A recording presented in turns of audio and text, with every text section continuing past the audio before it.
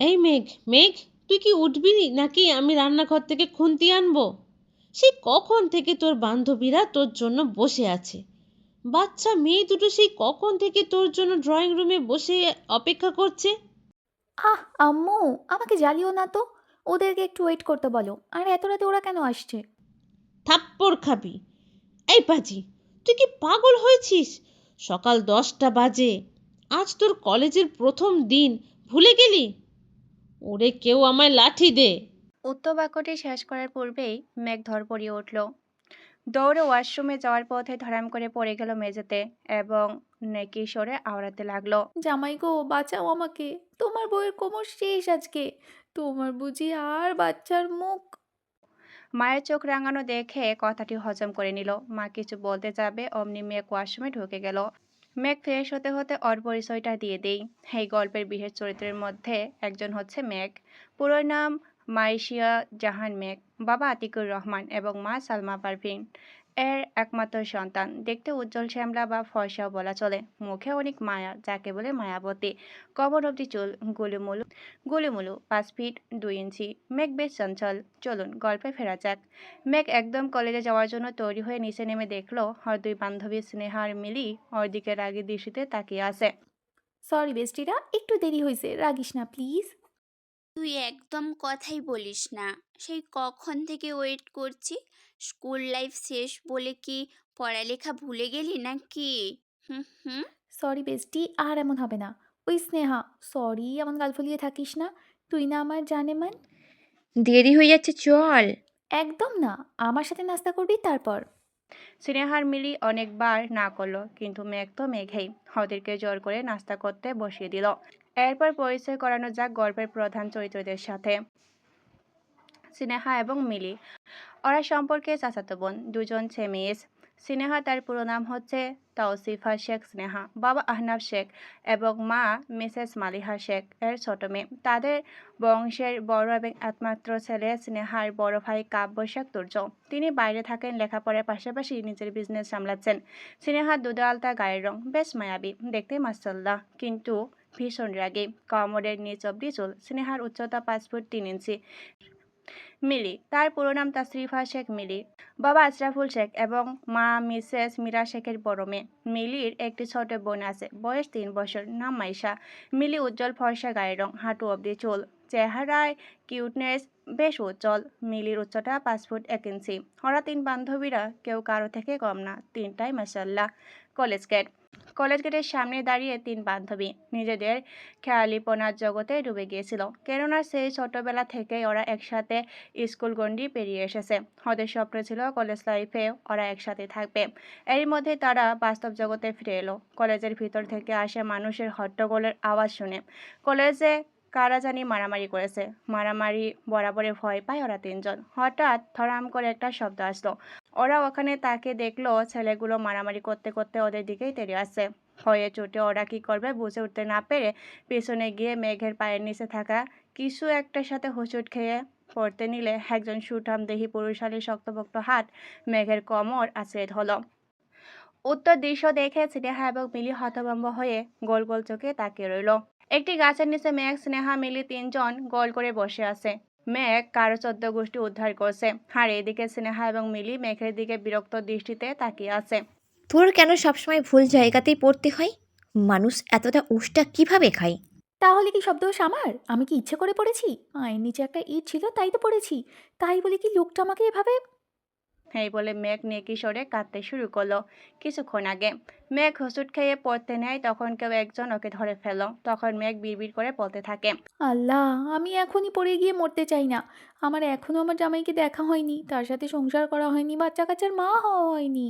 কিছুক্ষণ পর মেঘ উপলব্ধি করতে পারলো যে ও এখনো পড়েনি। তাই ও পিটপিট করে চোখ খুলে দেখলো একজন সুঠামদেহী সুদর্শন ছেলে ওর কোমর আঁকড়ে ধরে আছে, যার ফলে ও এখনো পড়েনি। ছেলেটি হয়তো 6 ফুটের বেশি সুঠাম দেহের অধিকারী, উজ্জ্বল শ্যামলা বা ফর্সা বলা যায়, মুখে চাপদাড়ি, দেখতে নায়কের চেয়ে কম না। ছেলেটাকে দেখে মেঘ একটা ঘরের মধ্যে চলে যায়। ওর কাছে স্বপ্ন লাগছিল সবকিছু।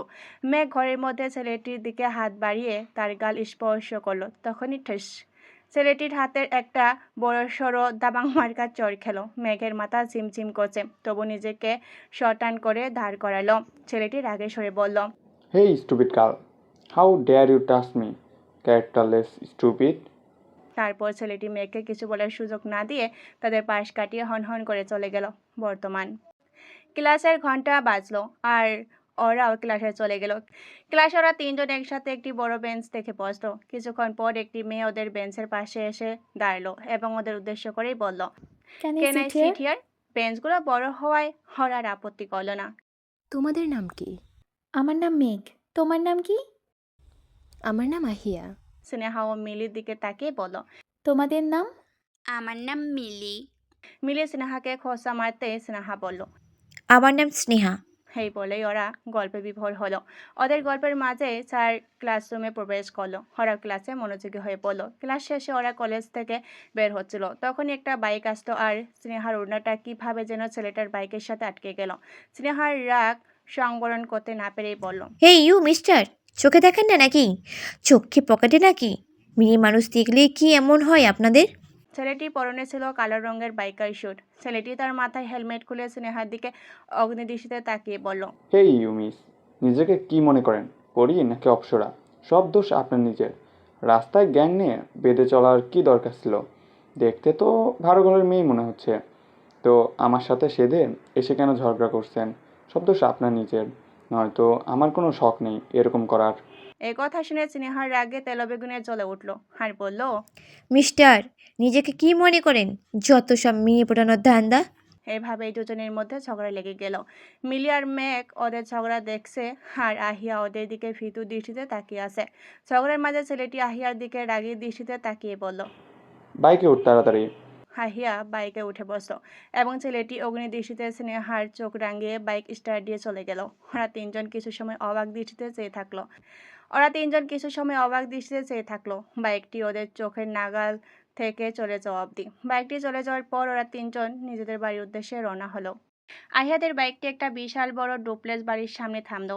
বাড়িটির নেমপ্লেটে বড় বড় অক্ষরে খোদাই করে লেখা আছে শিকদার মেনশন। ছেলেটি আহিয়াকে রেখে বাড়ির ভিতরে প্রবেশ করার সাথে সাথে কারোর সাথে কোনো প্রকার কথা না বলে হন হন করে নিজের রুমে চলে গেল এবং তার বাইকের চাবিটি রুমে থাকা ডিভানের উপর এক প্রকার ছুঁড়ে মারল। ছেলেটি রাগে নিজের মাথার চুল জোরে জোরে টানতে লাগলো। চুল টানার এক পর্যায়ে ছেলেটি নিজের বেডের দিকে তাকালো, দেখলো তার ভাই সেখানে শুয়ে শুয়ে ফোন স্ক্রল করছে। ছেলেটি তাকানোর ফলে তাদের চোখাচোখি হয়ে গেল। চলেন গল্পের সকলের পরিচয় দেওয়া যাক। আহিয়ান শিকদার আবরার হলো আলী আহমেদ শিকদার এবং মিসেস অন্তরা শিকদারের বড় ছেলে। আবরার নিজেদের পারিবারিক বিজনেস সামলাচ্ছেন। তাদের ছোট ছেলে আদ্রিয়ান শিকদার আদ্র। আলী আহমেদ শিকদার ওনারা দুই ভাই, তিনিই বড়। তার ছোট ভাইয়ের নাম আশরাফ শিকদার। আশরাফ শিকদার এবং তার স্ত্রী মিসেস মাহিমা শিকদারের একটা মাত্র ছেলে ও একটা মাত্র মেয়ে। ছেলে আরহাম শিকদার আরফিন। আরফিন বেশিরভাগ সময় দেশের বাইরে থাকে, মাঝে মধ্যে দরকারি কাজে দেশে আসে। মেয়ে আহিয়া শিকদার আহিম। আলী আহমেদ শিকদার এবং তার ভাই আরহাব শিকদার তারা নিজেদের স্ত্রী সন্তান নিয়ে একসাথে বসবাস করেন। আবরারের বয়স 30 হলেও দেখতে 26-27-এর মতো লাগে। সুঠাম দেহের অধিকারী, কারণ তিন ভাই প্রতিদিন জিম করে। ফর্সা মুখে চাপদারি, দেখতে নায়কের চেয়েও কম না। উচ্চতা 6 ফুট। আবরার রাগী, ভদ্র, চিন্তাশীল স্বভাবের একজন সুপুরুষ। যতই হোক সে বড় বংশের ছেলে বলে কথা। আরফিন জিম করা বড়ি, ফুলো ফুলো হাত, গায়ের রং উজ্জ্বল ফর্সা, উচ্চতা 6 ফুট 2 ইঞ্চি। তার বয়স 28 বছর। চোখ দুটো ধূসর রঙা, মুখে খোঁচা খোঁচা দাড়ি, মাথার চুলগুলো একটু বড়, চোখ অবধি আসে। আরফিন গম্ভীর, রাগচটা ও শান্ত, একঘরে ও একরকম স্বভাবের। শিকদার পরিবারের মেজো ছেলে। আর্দ্র ফর্সা গায়ের রং, মুখে হালকা দাড়ি, চুলগুলো অল টাইম স্টাইল করে থাকা। জিম করা বডি, বয়স 27 বছর। বয়সের সবার ছোট হলেও ও একটু রাগী ও গম্ভীর টাইপের। চোখগুলোতে রয়েছে এক অদ্ভুত আকর্ষণ, যে কেউ খেয়াল হতে বাধ্য। শিকদার বাড়ির ছেলে মেয়েরা দেখতেই মাশাআল্লাহ। আরফিন এবং আদ্রর প্রফেশনটা না হয় আস্তে আস্তে জানুন। চলুন গল্পে ফেরা যাক। আবার আরফিনকে রাখতে দেখেই বলো, কিরে, নিজের চুল ছিঁড়ছিস কেন? পাগল টাগল হলি নাকি? আর বলো না ভাইয়া, আজকের দিনটাই খারাপ। দূর। তা তো ঠিক বলেছিস, আমার জন্যও আজকের দিনটা খারাপ। কিন্তু তোর কি হয়েছে? কাল মাঝরাতে ব্যাক করলাম দেশে, অনেক টায়ার্ড ছিলাম তাই ঘুমিয়ে গেলাম। সকালবেলা আম্মুর ডাকে ঘুম থেকে উঠি। তারপর আম্মু বলে আমাকে, আয়াকে কলেজে নিয়ে যেতে। আজ নাকি আয়ার কলেজের ফার্স্ট ডে। তুমি নাকি অফিসে বিজি, ড্রাইভার নেই, তাই আমি গেলাম আনতে। কলেজের সামনে একটা ঝগড়াটে মেয়ে ওড়না আমার বাইকে আটকে যাওয়ার পর মেয়েটা আমাকে কথা শোনাতে লাগলো। আমিও শুনেছি, কিন্তু পাবলিক প্লেসে হওয়ার কারণে বেশি কিছু বলিনি। আয়াকে নিয়ে চলে এসেছি। তুই কিভাবে বাইক চালাস? ঠিক করে চালাই। আয়াকে দেখে আর আশপাশে খেয়াল করিনি, তাই এমন হয়েছে। আবরার কিছুক্ষণ আফরিনকে বকলো, তারপর আবার ফোন স্কুল করতে ব্যস্ত হয়ে পড়ল। অন্যদিকে মেঘ, স্নেহা, মিলি বাসায় চলে যায়। স্নেহা এবং মিলি শেখ বাড়িতে প্রবেশ করলো। স্নেহা নিজের রুমে গিয়ে থুম করে দরজা লাগালো, হাতের ব্যাগটা ছুঁড়ে মেঝেতে ফেলে দিল, রাগে ফোঁস করতে লাগলো। স্নেহার আম্মু মিলিকে জিজ্ঞাসা করলো, নীলি, কি হয়েছে ওর? এমন রেগে আছে কেন? বড় মা, তেমন কিচ্ছু না। তুমি তো জানোই তোমার মেয়ের রাগ সব সময় নাকের ডগায় এসে থাকে। এই কথা বলে মিলি হাসতে হাসতে নিজের রুমে চলে গেল। স্নেহার আম্মু ভাবুক নয়নে চেয়ে থাকলো কিছুক্ষণ পর স্নেহার আম্মু এসে দরজায় নক করতে স্নেহা দরজা খুলে দিল। ওর মা ওকে রাগের কারণ জানতে চাইলে ও পুরো ঘটনা ঘুরে বলল। এগুলো শুনে ওর মা হাসতে হাসতে শেষ। ওর রাগ বেড়ে গেল, মাকে রুম থেকে বের করে দিল। হঠাৎ ফোনের রিংটোনে ওর টনক নড়ল। ফোনে হাত দিয়ে দেখলো মিলি গ্রুপ ভিডিও কল করেছে। স্নেহা ফোন কল তুলে বিছনায় শুয়ে পড়ল। আজকের দিনটাই খারাপ। অচেনা মানুষ হয়ে কেমনে আমায় থাপড়ালো। ছেলেটা দেখতে কত সুন্দর, আমি তো ক্রাশ খেয়েছি। সাথে থাপ্পড় ফ্রি। এই কথা বলে মিলি জোরে জোরে হাসতে লাগলো। থামবি তোরা? এমনিতেই মেজাজ খারাপ। বেচারি অপমানিত হয়ে এখন আমাদের রাগ দেখায়। মিলি তুই চুপ থাক, আমাদের নিয়ে মজা করছিস? তো কি করব? একজন থাপ্পড় খেয়েছিস তো অন্যজন অপমানিত হয়েছিস, তাও আবার ছেলেদের কাছে। এই বলে বিছনায় গড়াগড়ি দিয়ে হাসতে লাগলো। তুই এভাবে হাসছিস না, তুই একদিন এর থেকে বেশি কিছু পাবি। থাপ্পড় তো পাবি, সাথে আরও অনেক কিছু পাবি, তখন আমরাও হাসবো। আমিন। বলে ফোন কাটলো। শকুনের দুয়ায় গরু মরে না। এই বলে ফেংচি কাটলো এবং ফোনও কাটলো। মেঘ আহাম্মকের মতো ফোন ধরে বসে রইল। কয়েকদিন পর মেঘ কলেজে গিয়ে অবাক, মিলি স্নেহা কেউ কলেজে আসেনি, তাই মেরে বসে রইল। ভাবলো আহিয়া হয়তো আসবে, কিন্তু আহিয়াও আসলো না। হঠাৎ মেঘের মনে পড়লো ওর মা ওকে তাড়াতাড়ি বাড়িতে যেতে বলেছে, তাই ও 2টা ক্লাস করে বেরিয়ে গেল বাড়ির উদ্দেশ্যে। বাড়িতে গিয়ে মেঘ আরো অবাক, অনেক মানুষ এসেছে। তাই মেঘ জলদি করে নিজের রুমে চলে গেল। কিছুক্ষণ পর মেঘের মা তাড়াহুড়ো করে রুমে ঢুকলো। হাতে ছিল একটি নীল জামদানি শাড়ি। মেঘের আম্মু নিজ হাতে মেঘকে শাড়ি পরিয়ে দিল। মেঘ কত কিছু প্রশ্ন করলো ওর মাকে, কিন্তু উনি কিছুই উত্তর করলো না। মেঘের আম্মু মেঘকে শাড়ি পরানো শেষ করে বলল, একটু সাজুগুজু করে নে, আমি ওদের পাঠাচ্ছি। কাদের? তোর বান্ধবীদের। কিছুক্ষণ পর হাসতে হাসতে স্নেহা ও মিলি হাসলো। দোস্ত, আজকে তো আমি মহা খুশি। কতদিন হলো বিয়ে খাই না, এখন তোর বিয়ে হবে, জমিয়ে খাবো। রোস্ট, পোলাও, কোরমা। এই বলে মিলি উচ্চস্বরে হাসতে লাগলো। মেঘ অদ্ভুত নজরে মিলির দিকে তাকিয়ে শুধালো, পাগল টাগল হয়ে গেলি নাকি? কি বলছিস এসব? গাঁজা খেলি নাকি? তুই চুপ কর, তোকে কিছু প্রশ্ন করে লাভ নেই। স্নেহা তুই বল তো কি হয়েছে? বাইরে তোকে দেখতে এসেছে, ভদ্রভাবে বাইরে গিয়ে সবাইকে সালাম দিবি। স্নেহার কথার মাঝে ফোড়ন কেটে মিলি বলল, তুই মায়েদের মতো ডায়লগ ছাড়বি না তো, বুড়ো কাকিমা কোথাকার। হুম। ওর কথার মাঝেই মেঘের আম্মু রুমে প্রবেশ করলো এবং মেঘকে বাইরে নিয়ে যেতে বলল। মেঘ বাইরে গিয়ে মাথা নিচু করে সবাইকে সালাম দিল। সবাই সালামের উত্তর দিল। ওনারা মেঘকে বসতে বলল। অনেক কিছু প্রশ্ন করলো, মেঘ সুন্দরভাবে উত্তর দিল। মেঘ ওর বান্ধবীদের দিকে তাকালো, দেখলো ওরা ওর দিকেই তাকিয়ে আছে। স্নেহা এবং মিলি মেঘকে কিছু ইশারা করছে। মেঘ সামনে তাকাতেই বিষম খেল। মেঘ দেখলো যে ছেলেটি ওকে ধাক্কা মেরেছিল সেই ছেলেটি ওর সামনে বসে আছে। মেঘের বুঝতে আর বাকি রইল না যে এই ছেলেটির সাথে মেঘের বিয়ের কথা চলছে। ছেলেটি ভাবলেশীনভাবে বসে আছে, বিয়ের কথা ভালো এগিয়েছে। হঠাৎ করে মেঘের পাশে বসে থাকা মহিলাটি মেঘের হাতে একজোড়া বালা পরিয়ে দিল। মেঘের কাছে সবকিছু একটা স্বপ্নের মতো লাগছিল। মেঘের ছোট চাচি বলে উঠলেন, ছেলে মেয়েকে আলাদাভাবে কথা বলার ব্যবস্থা করে দিলে ভালো হতো। নিজেদের মধ্যে কথা বলে একে অপরকে ভালোভাবে চিনতে পারতো। মেঘের বাবা বলল। মেঘ, আবরারকে নিয়ে ছাদে যাও। মেঘ ইতস্তত বোধ করল, কিন্তু মেঘ ওর বাবাকে অনেক ভয় পায়, তাই বাধ্য মেয়ের মতো বসা থেকে উঠে ছাদের দিকে হাঁটা ধরল। আবরার ওর মায়ের দিকে তাকালো। উনি কিছু ইশারা করতেই আবরার মেঘের সাথে চলে গেল ছাদে। আবরার ছাদের একপাশে হেলান দিয়ে দাঁড়িয়ে মেঘের দিকে পলকহীনভাবে তাকিয়ে আছে। মেঘ ইতস্তত বোধ করছে আর এদিক সেদিক নাড়াচাড়া করছে। আবরার মেঘকে পা থেকে মাথা অবধি স্ক্যান করছে। হঠাৎ করে আবরার বলে উঠল, এই যে মিস মেঘবতী, এত নড়েন কেন? সোজা হয়ে দাঁড়ান। মেঘ একটু রেগেই বলল, আপনি সেই বদলোকটা না যে আমাকে সেদিন থাপ্পড় মেরেছিল? আমি আপনাকে বিয়ে করব না। আবরার স্মিত হেসেই বলল, আমি কোনো বদলোক নই। আপনাকে থাপ্পড় মেরেছিলাম, বোধহয় মনে নেই। আপনি বিয়ে করেন বা না করেন, আই ডোন্ট কেয়ার। মেঘ বলে উঠল, আমি আপনাকে কিছুতেই বিয়ে করব না, বদলোক কোথাকার। ওকে, নিচে গিয়ে সবাইকে বলে দিন যে আপনি বিয়ে করবেন না। মেঘ আবারও কথা শুনে নিচে নামতে যাচ্ছিল। মেঘ আবরার কথা শুনে নিচে নামতেই যাচ্ছিল। তখনই ভাবলো সে কিভাবে নিচে গিয়ে বলবে। সে তো তার বাবাকে অনেক ভয় পায়। তাই মেঘ আবরারকে উদ্দেশ্য করেই বলল, আমি বলতে পারবো না, আপনি ছেলে মানুষ, আপনি বলুন। সমস্যা আমার না, আপনার। সো আপনি বলুন। না, আপনি বলবেন। আপনাকে আমার বিয়ে করলেও কোনো প্রবলেম নেই, আর বিয়ে না করলেও কোনো প্রবলেম নেই। তাহলে আমি কেন বলবো? একটু বোঝার চেষ্টা করুন, আমি মেয়ে হয়ে কিভাবে বলবো। প্লিজ আপনি বলুন। না। হ্যাঁ। না। হ্যাঁ। আবার মেঘের দিকে এগোতে এগোতেই বলল, খুব জেদি আপনি। আমি বলবো না মানে বলবো না, এত তেরামি করবেন না। বলতে বলতে আবরার মেঘের দিকে অনেকটা এগিয়ে এলো। মেঘও পিছুতে পিছুতে রেলিংয়ের সাথে মিশে গেল। হঠাৎ পিছনে কারো আওয়াজ শুনতেই আবরার ও মেঘ পিছনে তাকিয়ে দেখলো মিলি নিচের দিকে অর্ধেক ঝুঁকে আছে।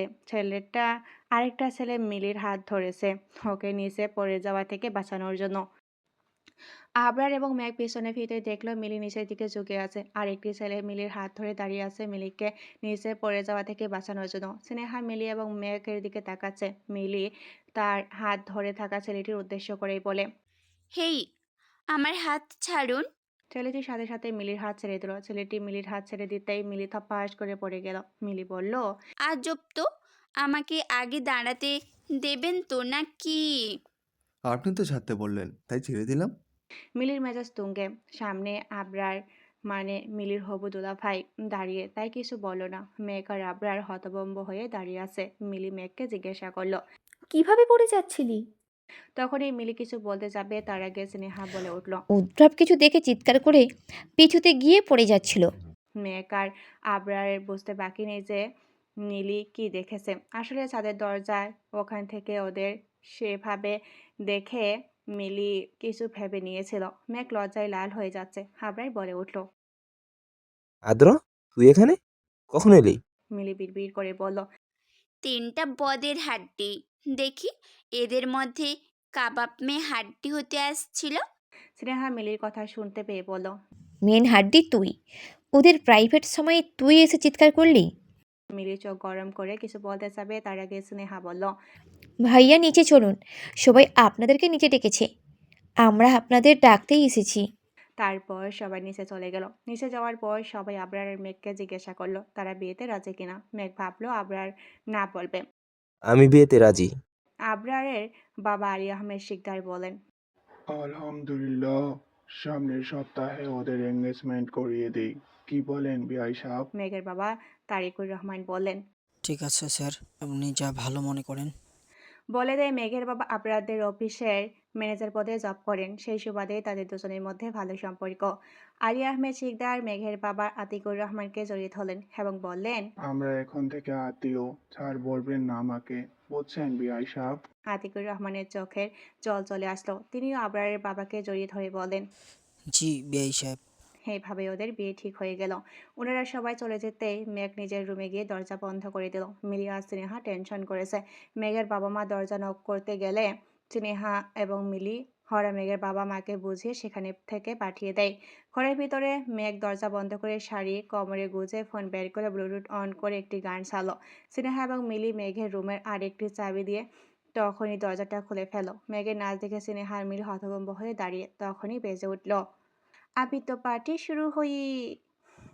মিলি আর স্নেহা একে অপরের দিকে তাকিয়ে খুব জোরে হেসে নাচতে শুরু করলো। তিনজনেই নাচতে নাচতে ঘরটা নোংরা করে দিল। হঠাৎ নাচা চলে মিলি মেঘের অজান্তে ভিডিও করে ফেলে। শিকদার মেনশন। শিকদার বাড়ির সদস্যরা বাড়িতে এসে যে যার রুমে চলে গেছে। আবরার আর আদ্র গাড়ি পার্ক করে বাড়ির ভিতরে ঢোকার সময় দেখলো তাদের আরেকটি বাংলোর নিচে আরভিন দাঁড়িয়ে কার সাথে যেন ফোনে কথা বলছে।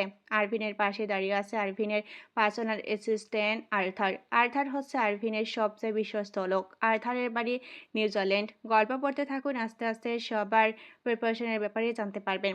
আদ্র আরভিনকে দেখার সাথে সাথে গিয়ে আরভিনকে জড়িয়ে ধরল এবং বলল, হেই ব্রো, হোয়াটসঅ্যাপ, কেমন আছিস?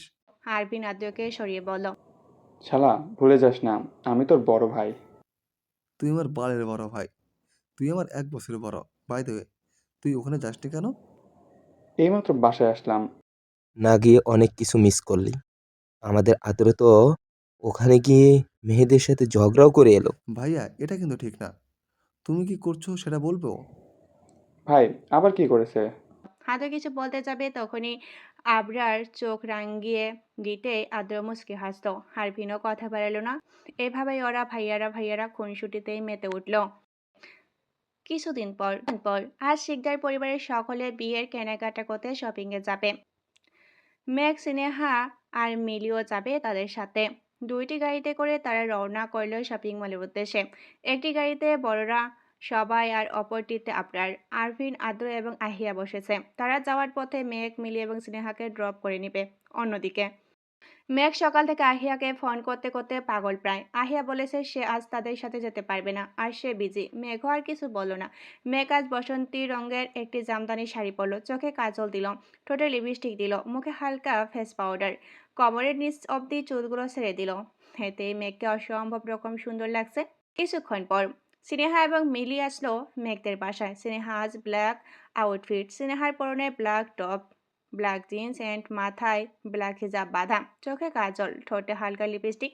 স্নেহাকে দেখতে মায়াপরীর মতো লাগছে। মিলির পরনে হোয়াইট টপস, হোয়াইট জিন্স, মাথায় গাঢ় খয়েরি রঙের হিজাব বাঁধা, মিলির চোখে কাজল, ঠোঁটে লিপস্টিক, লিপ বাম। এতে মিলিকে খুব সুন্দর লাগছে।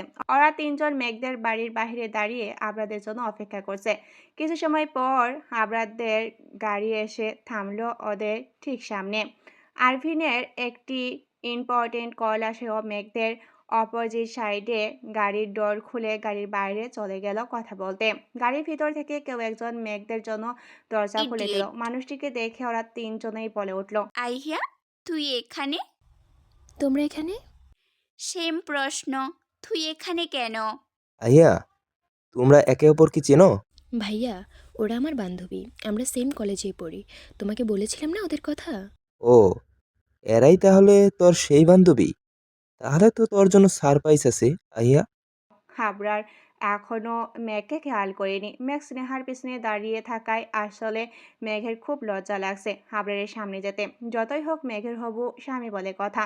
স্নেহা মেঘের হাত ধরে টেনে নিজের সামনে দাঁড়ালো। আবরার মেঘকে দেখে থমকে গেল। আজ মেঘকে অসম্ভব সুন্দর লাগছে।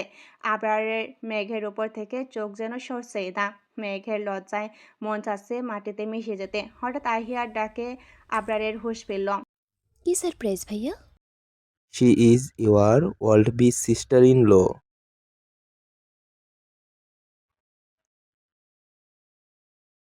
অ্যান্ড স্নেহা আর মিলি আমার 2 শালিকা। গাড়ির ভিতরে এসে বসো তোমরা। তিনজন গাড়িতে উঠে বসলো। ড্রাইভিং সিটে আদ্র বসেছে, তার পাশে আবরার, তার পিছনের সিটে মিলি। মেঘ আর আহিয়া বসেছে। স্নেহার জায়গা না হয় ও ব্যাক সিটে বসে পড়লো একা। শুরু হয়ে গেল 4 বান্ধবীর গল্প। আহিয়া তো মহা খুশি। মেঘ, তুই আমার ভাবি হতে চেয়েছিলিস? আমার তো বিশ্বাসই হচ্ছে না। মিলি, স্নেহা, তোরাও আমার ভাবি হয়ে গেলে ভালো হতো। তখনই স্নেহা ফিসফিস করে বলল, না রে, তুই বরং আমাদের ভাবি হয়ে যা। মেঘ তো তোর ভাবি হলোই। আহিয়া ফিসফিস করে বলল, কি বলিস? তোদের বড় ভাই আছে? তাহলে তো লাইন মারতেই হবে। আছে তো, বাহিরে থাকে। সেখানে লেখাপড়ার পাশাপাশি নিজের বিজনেস সামলাচ্ছে। আমাদের ভাইকে দেখলে ক্রাশ খেয়ে উল্টে পড়বি। বলে এইসবে অট্টহাসিতে ফেটে পড়ল। ওদের হাসির মাঝেই আবরার বলল, এই আরবিন এখনো আসছে না? সেই কখন গিয়েছে ফোনে কথা বলতে? তখনই স্নেহার পাশের দরজাটায় কে যেন বাহির থেকে খুললো। স্নেহা দেখলো সেদিনের সেই বেয়াদব লোকটা। দরজা খুলে গাড়িতে প্রবেশ করছে। আরফিন এখনো স্নেহাকে লক্ষ্য করেনি। স্নেহা কিছু বলতে গিয়েও থমকে গেল। স্নেহা ছোটবেলা থেকেই রাগী হলেও অনেক মেচর। স্নেহা আর মিলি যখন ক্লাস 2তে পড়তো তখন মেঘের সাথে ওদের পরিচয় হয়। তখন থেকে ওরা বেস্ট ফ্রেন্ড। মিলি এবং মেঘ ছোটবেলা থেকেই অনেক চঞ্চল ছিল। স্নেহা মেচর হওয়া ছোটবেলা থেকেই ওদের দুজনের বড় বোনের মতো আগলে রাখতো। অথচ ওরা তিনজনে সেম ইজ। স্নেহা আরফিনকে কিছু না বলে মাথা নিচু করে বসে রইল। একটা টুই শব্দও করল না। গাড়িতে মেঘের হবু হাজবেন্ড আবরার ছিল। বেয়াদব লোকটাকে কিছু বললে ওর ইজ্জত প্লাস্টিক হয়ে যেত, তাই আর কিছুই বলল না। আবরার আরফিনকে উদ্দেশ্য করেই বলল, তোর এত সময় লাগে কথা বলতে? সেই কখন গিয়েছিলি বাইরে? আরফিন আবরারের কথায় প্রকৃতিতে কিছু বলার জন্য পাশ ফিরতেই ওর চোখ রসগোল্লার মতো বড় বড় হয়ে গেল স্নেহাকে দেখে। আরফিন স্নেহার দিকে একইভাবে তাকিয়ে আছে, তা দেখে আবরার বলে উঠল, তুই স্নেহার দিকে এভাবে তাকিয়ে আছিস কেন? ও হচ্ছে স্নেহা আর ও হচ্ছে মিলি, তোর ভাবির বেস্ট ফ্রেন্ডস। আর শালিকারা শোনো, ও হচ্ছে আরবিন, আমার ছোট ভাই, আমাদের বাড়ির মেজো ছেলে, আহিয়ার বড় ভাই। মিলি আর মেঘ আরফিনকে দেখে আহাম্মক হয়ে গেল। মিলি তো মুখ ফুসকে বলেই ফেলল, তিনটা বদের হাড্ডি দেখি। একই বংশের, কেমন কি ভাই? মিলি আর কিছু বলতে নিলে মেঘ মিলির মুখ আটকে ধরল। মিলির কথা শুনে আবরার বলল, হোয়াট? বুঝতে পারলাম না কি বললে, আরেকবার বলো তো। আসলে ভাইয়া, মিলের কথায় কান দিয়ে না, ও এমনিতেই মজা করছে। সবাই স্নেহা মিলির দিকে মনোযোগ, শুধু আদ্র বাদে। আদ্র কানে এয়ারপড লাগিয়ে গান শুনছে বিধায় এতক্ষণ কিছুই শুনতে পায়নি। আদ্র কান থেকে এয়ারপড খুলে রেখে দিল, তারপর পিছনে তাকিয়ে সবার উদ্দেশ্যেই বলল, সবাই গাড়িতে উঠে বসেছে তো, আর কেউ বাকি না থাকলে আমি গাড়ি স্টার্ট করলাম। আর কাউকে কিছু বলার সুযোগ না দিয়ে আদ্র গাড়ি স্টার্ট করে দিল। আবার কিছু বলতে গিয়েও বলল না, এমনিতেই অনেক লেট হয়ে গেছে। In shopping mall. সবাই শপিং মলে পৌঁছে যে যার মতো শপিং করতে ব্যস্ত। মেঘের অবস্থা নাজেহাল। মেঘের শ্বশুর বাড়ির সব বয়স্ক মহিলাগুলো ওকে ঘিরে ধরে অনেক কিছু কিনে দিচ্ছে। ওর অবস্থা দেখে স্নেহার মিলির দাঁত কেলাচ্ছে। স্নেহার মিলিও অনেক কিছু কিনেছে। যতই হোক বান্ধবীর বিয়ে বলে কথা। শপিং এর এক পর্যায়ে আবরার স্নেহা এবং মিলিকে দুটো ড্রেস কিনে দিল। ওরা অনেকেই না করার সত্ত্বেও। শপিং শেষে বড়রা বাড়িতে চলে গিয়েছে, শুধু ছোটরাই থেকে গিয়েছে। আবরার, আরফিন, আদ্র, আহিয়া, মেঘ, স্নেহা এবং মিলি সবাই একটি বড় রেস্টুরেন্টে গেল। ওরা সবাই একটি বড় জায়গায় গিয়ে বসলো। যে যার মতো খাবার অর্ডার করলো। খাবার আসতে একটু সময় লাগলে ওয়েটার তাদের জানিয়ে গেল। ওরা চার বান্ধবীরা গল্পের ঝুড়ি নিয়ে বসে পড়লো। মিলি আহিয়াকে উদ্দেশ্য করেই বলল, আইহা, তোর যে তিনটা ভাই আছে, আমাদের বললি না কেন? তোরা তো আমি জিজ্ঞেসও করিসনি। আচ্ছা, এখন বল তো। আবরার ভাইয়া আর আদ্র ভাইয়া হচ্ছে আমার বড় আব্বুর ছেলে, আর আরভিন ভাইয়া হচ্ছে আমার আব্বুর ছেলে, মানে আমার ভাই। এত পেঁচিয়ে বলার কি আছে? একটা কাজ কর, যেহেতু মেঘ আমার বড় ভাইয়ের বউ হচ্ছেই, তোরা দুজনে আমার ভাবি হয়ে যা। তোদের বিয়ের পর আমরা সারাদিন আড্ডা দেবো। ওদের কথার মাঝে ওয়েটার খাবার দিয়ে গেল। তারপর ওরা সবাই যে যার মতো খাবার খেতে ব্যস্ত হয়ে পড়ল। সবার খাওয়া শেষে আবরার খাবার বিল দিয়ে সবাইকে নিয়ে গাড়িতে উঠে গেল। হঠাৎ করে স্নেহা বলে উঠল, মেঘ শুনতো, মিলি কোথায়? তোর সাথেই তো ছিল।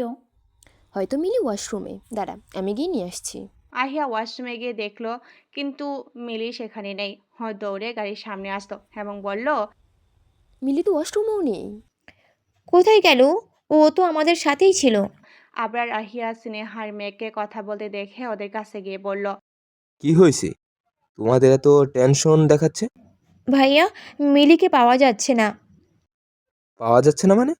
ও তো তোমাদের সাথেই ছিল। লাস্ট কোথায় দেখেছিল ওকে? খাবার শেষে ও হাত ধুয়ে ওয়াশরুমে গেল, তখনই। On the other side. একটি নির্জন স্থানে মিলি অচেতন অবস্থায় শুয়ে আছে। কিছুক্ষণ পর মিলির জ্ঞান ফিরলেও ওর কানে বাজত কিছু লোকের বিচ্ছিন্ন রকমের অট্টহাসির শব্দ। মিলি আবছা চোখে দেখলো ওর চারপাশ ঘিরে অনেকগুলো লোক দাঁড়িয়ে আছে। তাদের মধ্যে একজন কালো কোরের লোক বলে উঠল, রাতুল, তুই এই মায়াটার উপর নজর রাখবি। আমরা যাইয়া মাল পানি খাইয়া আসি। ফুলটুসি জায়গা গেলে আমারে ডাক দিস। রাতুল নামের ছেলেটা মাথা নেড়ে সায় জানালো। লোকগুলো প্রস্থান করতে রাতুল নামের ছেলেটি মিলির দিকে লাল ছাই নজরে কিছুক্ষণ তাকিয়ে থাকলো। হঠাৎ কিছু বাজার চিন্তা নিয়ে ছেলেটি মিলির দিকে এগোতে এগোতে তৎক্ষণাৎ মিলি ছেলেটার জায়গা মতো লাথি মারল। মিলি উঠে দাঁড়ালো এবং নিজের সর্বশক্তি দিয়ে ছেলেটাকে ধাক্কা মেরে বাইরের দিকে দৌড় দিতে লাগলো। রাতুল ছেলেটির আত্মচিৎকারে বাকি লোকগুলো দৌড়ে সেদিকে চলে আসলো। রাতুল ছেলেটি বলল, বস, মাইয়াডায় আমার লাথি মাইরা পালাইছে। কুত্তার যা, সামান্য একটা মায়া মানুষ দেখা রাখতে পারস না? যদি মালিক একবার এই ব্যাপারে জানতে পারে, আমগো সবরে জানে মাইরা ফেলবো। ওই তোরা এই দিকে যা, আর তোরা ওই দিকে মায়াডারে যেমনে হোক খুঁজতে হইব। মায়াডা বেশি দূরে যাইবার পারে নাই এখনো। এই বলে তারা মিলিকে খুঁজতে লাগলো। অন্যদিকে রেস্টুরেন্টে আবরার, আরভিন আবার আদ্র পুরো রেস্টুরেন্ট তন্ন তন্ন করে খুঁজো মিলিকে কোথাও পেল না। ওরা সকালে রেস্টুরেন্টে থাকা প্রত্যেকটা মানুষকে মিলির ছবি দেখে জিজ্ঞাসা করছে তারা ছবিতে থাকা মেয়েটিকে দেখছে কিনা। তখন একটা ছোট বাচ্চা মেয়ে ললিপপ চুষতে চুষতে বলল, এই আপাকে তো আমি দেখছি। বাচ্চাটির কথায় কেউ পাত্তা না দিল। আদ্র বাচ্চাটিকেই বলল। কোথায় দেখেছিলে মামনি? বাচ্চাটি আদো আদো সরে বলল, অনেকগুলো আঙ্কেল আপের থেকে ধরে নিয়ে যাচ্ছে। বলে বাচ্চাটি আবার নিজের ললিপপ চোষায় ব্যস্ত হয়ে পড়ল। বাচ্চা মেয়েটির কথাগুলো শোনার সাথে সাথে আদ্র আবরারকে বলল, ভাইয়া তুমি ওদেরকে নিয়ে বাসায় চলে যাও, আমরা মিলিকে নিয়ে আসছি। এই বলেই আরভিন এবং আদ্র আবরারকে কিছু বলার সুযোগ না দিয়ে হন হন করে চলে গেল। কিন্তু মেঘ এবং স্নেহা এখন বাড়িতে যাবে না, সাফ সাফ বলে দিল ওরা মিলিকে খুঁজবে। তাই আবরার ওদেরকে নিয়ে রেস্টুরেন্টের আশেপাশে খুঁজতে লাগলো। নির্জন রাস্তায় মিলি নিজের জীবন বাঁচানোর তাগিদে পারফর্ন দৌড়াচ্ছে। মিলি আর দৌড়াতে পারছে না, তবুও থামা যাবে না, কারণ পিছনে ওই লোকগুলো মিলিকে এখনও তাড়া করছে। অন্যদিকে আদৌ হন্তদন্ত হয়ে মিলিকে খুঁজে চলেছে। আদৌ মিলিকে খুঁজতে খুঁজতে একটি নির্জন রাস্তায় এসে পড়েছে। হঠাৎ আদ্রর ফোনে কল আসতো। আদ্র কল রিসিভ করতেই ফোনের অপর প্রান্ত থেকে কেউ একজন আদ্রকে কিছু একটা বলল। স্যার, ওনার লোকেশন পাওয়া গিয়েছে। আপনি এই মুহূর্তে যেখানে আছেন ওনার লোকেশন ঠিক সেখানেই শো করছে। অপর প্রান্ত থেকে আসা লোকটি কথায় আদ্র কর্ণকুহরে প্রবেশ করতে আদ্র ডেভিল স্মাইল দিল। দৌড়ানোর এক পর্যায়ে মিলি দেখলো একটি লোক ওর থেকে খানিকটা দূরে ওর বিপরীত দিকে ফিরে ফোনে কথা বলছে। মিলির ভয় চোটে কিছু বুঝে উঠতে না পেরে লোকটিকে পিছন থেকে জড়িয়ে ধরে হাঁপাতে হাঁপাতে কান্না করে দিল এবং বলল, আ- আমাকে বাঁচান প্লিজ। ওই লোকগুলো আমাকে মেরে ফেলবে। আদৌ ফোনে কথা বলছে ঠিক সেই মুহূর্তে কেউ তাকে পেছন থেকে জড়িয়ে ধরলো। আদর হাতে থাকা ফোনটা মেয়েটি জড়িয়ে ধরায় নিচে পড়ে গেল। মেয়েটি হাঁপাচ্ছে আর কান্না করছে। মেয়েটির ঘন ঘন নিঃশ্বাসের শব্দ আদর শুনতে পাচ্ছে। মেয়েটি ভয় এবং কান্নার কারণে কিছু বলতে পারছে না, তবু অতি কষ্টে মেয়েটির কান্না ভেজা কণ্ঠেই বলল, আমাকে বাঁচান প্লিজ। ওই লোকগুলো আমাকে মেরে ফেলবে। আদর পিছনের দিকে ফিরতেই মিলিকে দেখলো তাকে জড়িয়ে ধরে আছে। আদর খেয়াল করলো ওদের থেকে একটু দূরে 15-20 জন লোক দাঁড়িয়ে আছে। তাদের হাতে হকি স্টিক। তাদের বস আদরকে উদ্দেশ্য করেই বলল, মায়াডা আমাগরে দিয়া দে, আমরা তোরে ছাইড়া দিমু। আদর যেন লোকটির কথা শুনে মজা পেল, নিজের ঘাড় চারিদিকে ঘোরালো। তখনই ঘাড়ের রগগুলো টুস টুস করে ফুটে গেল। আদর ডেভিল হাসি দিয়ে বলল, দেখা যাক কে কাকে ছেড়ে দেয়। তাদের মধ্যে একটি লোক হকি স্টিক দিয়ে আদ্রকে মারতে নিলে আদর লোকটির হাত থেকে হকি স্টিক কেড়ে নিল। লোকটির বুক বরাবর একটা লাথি মারল। একজন একজন করে সবাই আদ্রকে মারতে আসলো, কিন্তু আদর সাথে পেরে উঠল না। মিলির চোখ দুটি রসগোল্লার মতো বড় বড় হয়ে গেল আদর মারামারি করার স্টাইল দেখে। মিলি আদর দিকে অবাক হয়ে তাকিয়ে আছে। এতক্ষণের কান্না এবং ভয় যেন উবে গেল। হঠাৎ তাদের মধ্যে একজন লোক নিজের শার্টের পেছন থেকে একটি কুড়াল বের করলো। লোকটির কুড়াল দিয়ে আদ্রকে আঘাত করতে নিলে তখনই আদ্র নিজের হাতে থাকা হকি স্টিক দিয়ে লোকটির হাতে বাড়ি মারল। কুড়ালটি নিচে পড়ে যাওয়ার সময় আদ্র কুড়ালটি ধরে ফেল এবং তৎক্ষণিক লোকটির ঘাড়ে কোপ দিল। সাথে সাথে লোকটির মৃতদেহ মাটিতে লুটিয়ে পড়ল। লোকটির ঘাড় থেকে চুয়ে চুয়ে রক্ত গলিয়ে বের হচ্ছে। দৃশ্যটি দেখে মিলির ভয় যেন আবার জেগে বসল। মিলি একটা জোরে চিৎকার দিল। মিলির চিৎকার শুনে একটি লোক প্রচুর রাগ নিয়ে মিলির দিকে তেড়ে আসলো। ওকে আঘাত করতে যাবে তখনই আদর লোকটির সেই হাতে কপ দিল। সাথে সাথেই লোকটির সেই হাত তার শরীর থেকে আলাদা হয়ে গেল। লোকটির কাটা হাত মিলির পায়ের উপর পড়তেই কিছুটা পেঁচিয়ে গেল। লোকটির রক্ত মিলির চেহারায় ছিটকে পড়ল। মিলি তার মুখে হাত দিয়ে শীতল তরল রক্ত দেখল। লোকটি তবু মিলির উপর ঝাঁপিয়ে পড়তে চাইল, কিন্তু ঠিক তখনই আদর লোকটির মাথায় কোপ দিয়ে অন্য পাশে ধাক্কা মারল।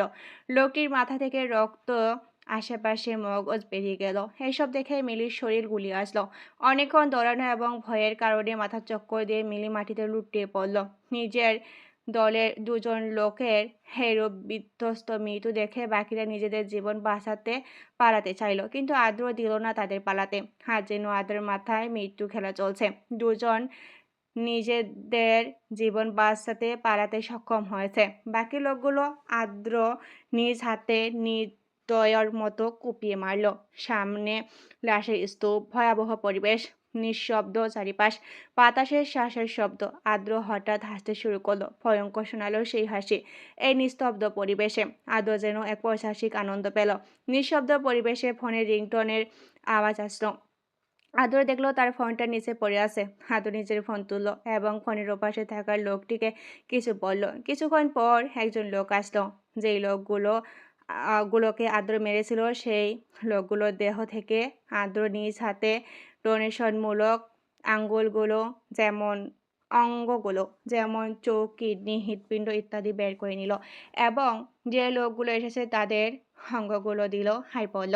লাশগুলো যেন কোনো চিহ্ন না থাকে। এই বলে আদ্র পিছনে ফিরতে দেখলো মিলি মাটিতে পড়ে আছে। মিলিকে দেখে আদ্র বিড়বিড় করে বলল, শালের মেয়ে মানুষ সামান্য রক্ত দেখে অজ্ঞান হয়ে গেছে, বাকি কারবার দেখলে কি করতো? আদর মিলিকে কোলে তুলে নিল। মিলিকে কোলে তুলতেই মিলি আদর গলায় নিজের দু হাতে ধরে আদর বুকে মুখ গুজে দিল।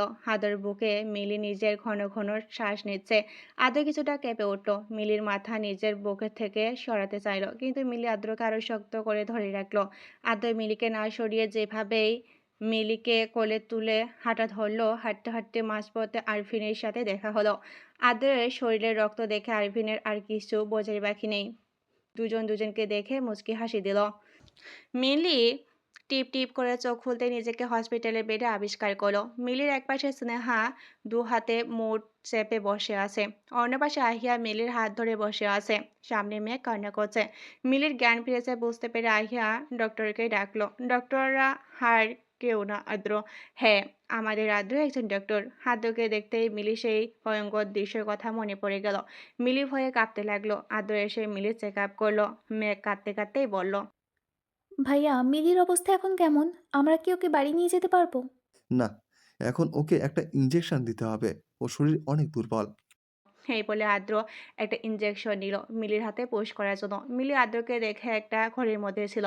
তখনকার ভয়াবহ স্মৃতিগুলো মাথা নাড়া দিয়েছিল।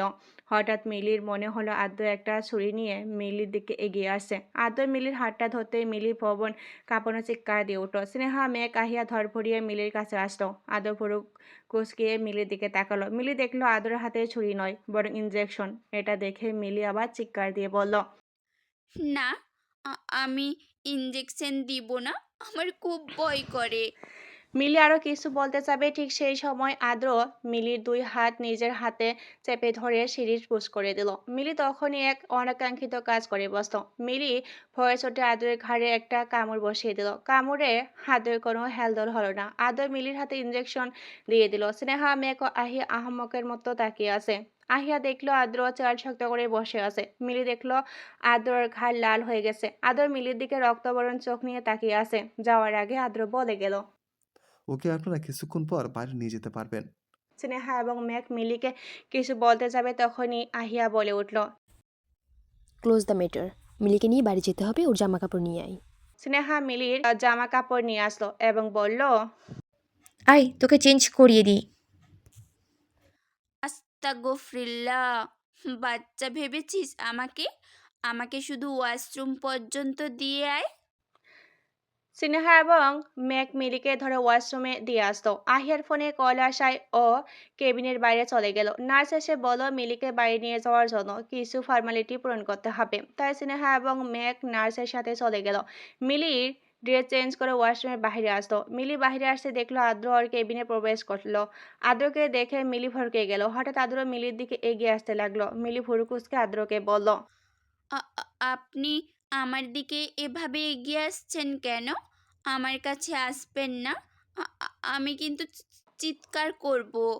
আদ্র ভাবলেশীনভাবে মিলির দিকে এগিয়ে আসতে আসতে শান্ত কিন্তু গম্ভীর স্বরে বলল, চিৎকার চিৎকার করা ছাড়া আপনি আর পারেন বাকি? চিৎকার করুন, আপনার সর্বশক্তি দিয়ে চিৎকার করুন। ভয় লাগছে আমাকে দেখে। আপনার গলা দিয়ে তো কোনো শব্দই বের হচ্ছে না। মিলি চিৎকার করতে চেয়েও পাচ্ছে না। কোন এক অদ্ভুত শক্তি মিলিকে আটকাচ্ছে। আদ্র এক পা করে মিলির দিকে এগোচ্ছে আর মিলি এক পা করে পিছোচ্ছে। মিলি পিছোতে পিছোতে একদম দেওয়ালের সাথে মিশে গেল। আদ্র একদম মিলির কাছে চলে আসলো। মিলি পালিয়ে যেতে চাইলে আদ্র মিলির দুপাশে হাত রেখে হাসি ভয়ে যে বলল, if I give you the same bite you gave me. আদ্র হাসি ভয়ে যে মিলিকে বলল। আদ্র মিলির অনেকটার কাছে থাকায় মিলি অস্বস্তি বোধ হচ্ছে। ওদের মাঝখানে মাত্র 1 সেন্টিমিটার দূরত্ব। আদ্র সেই 1 সেন্টিমিটার দূরত্বটাও ঘুষিয়ে দিল।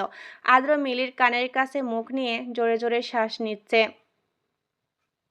আদ্র শ্বাস প্রশ্বাসের শব্দে মিলি ভয়ে ছিটিয়ে গেল। মিলির শ্বাস সঞ্চয় করে আদ্রের বুকে হাত রেখে ওকে সর্বশক্তি দিয়ে ধাক্কা দিল। এতে আদ্রের কোনো হেলদোল হলো না। আদ্র মিলির হাতটা দেওয়ালের সাথে চেপে ধরল।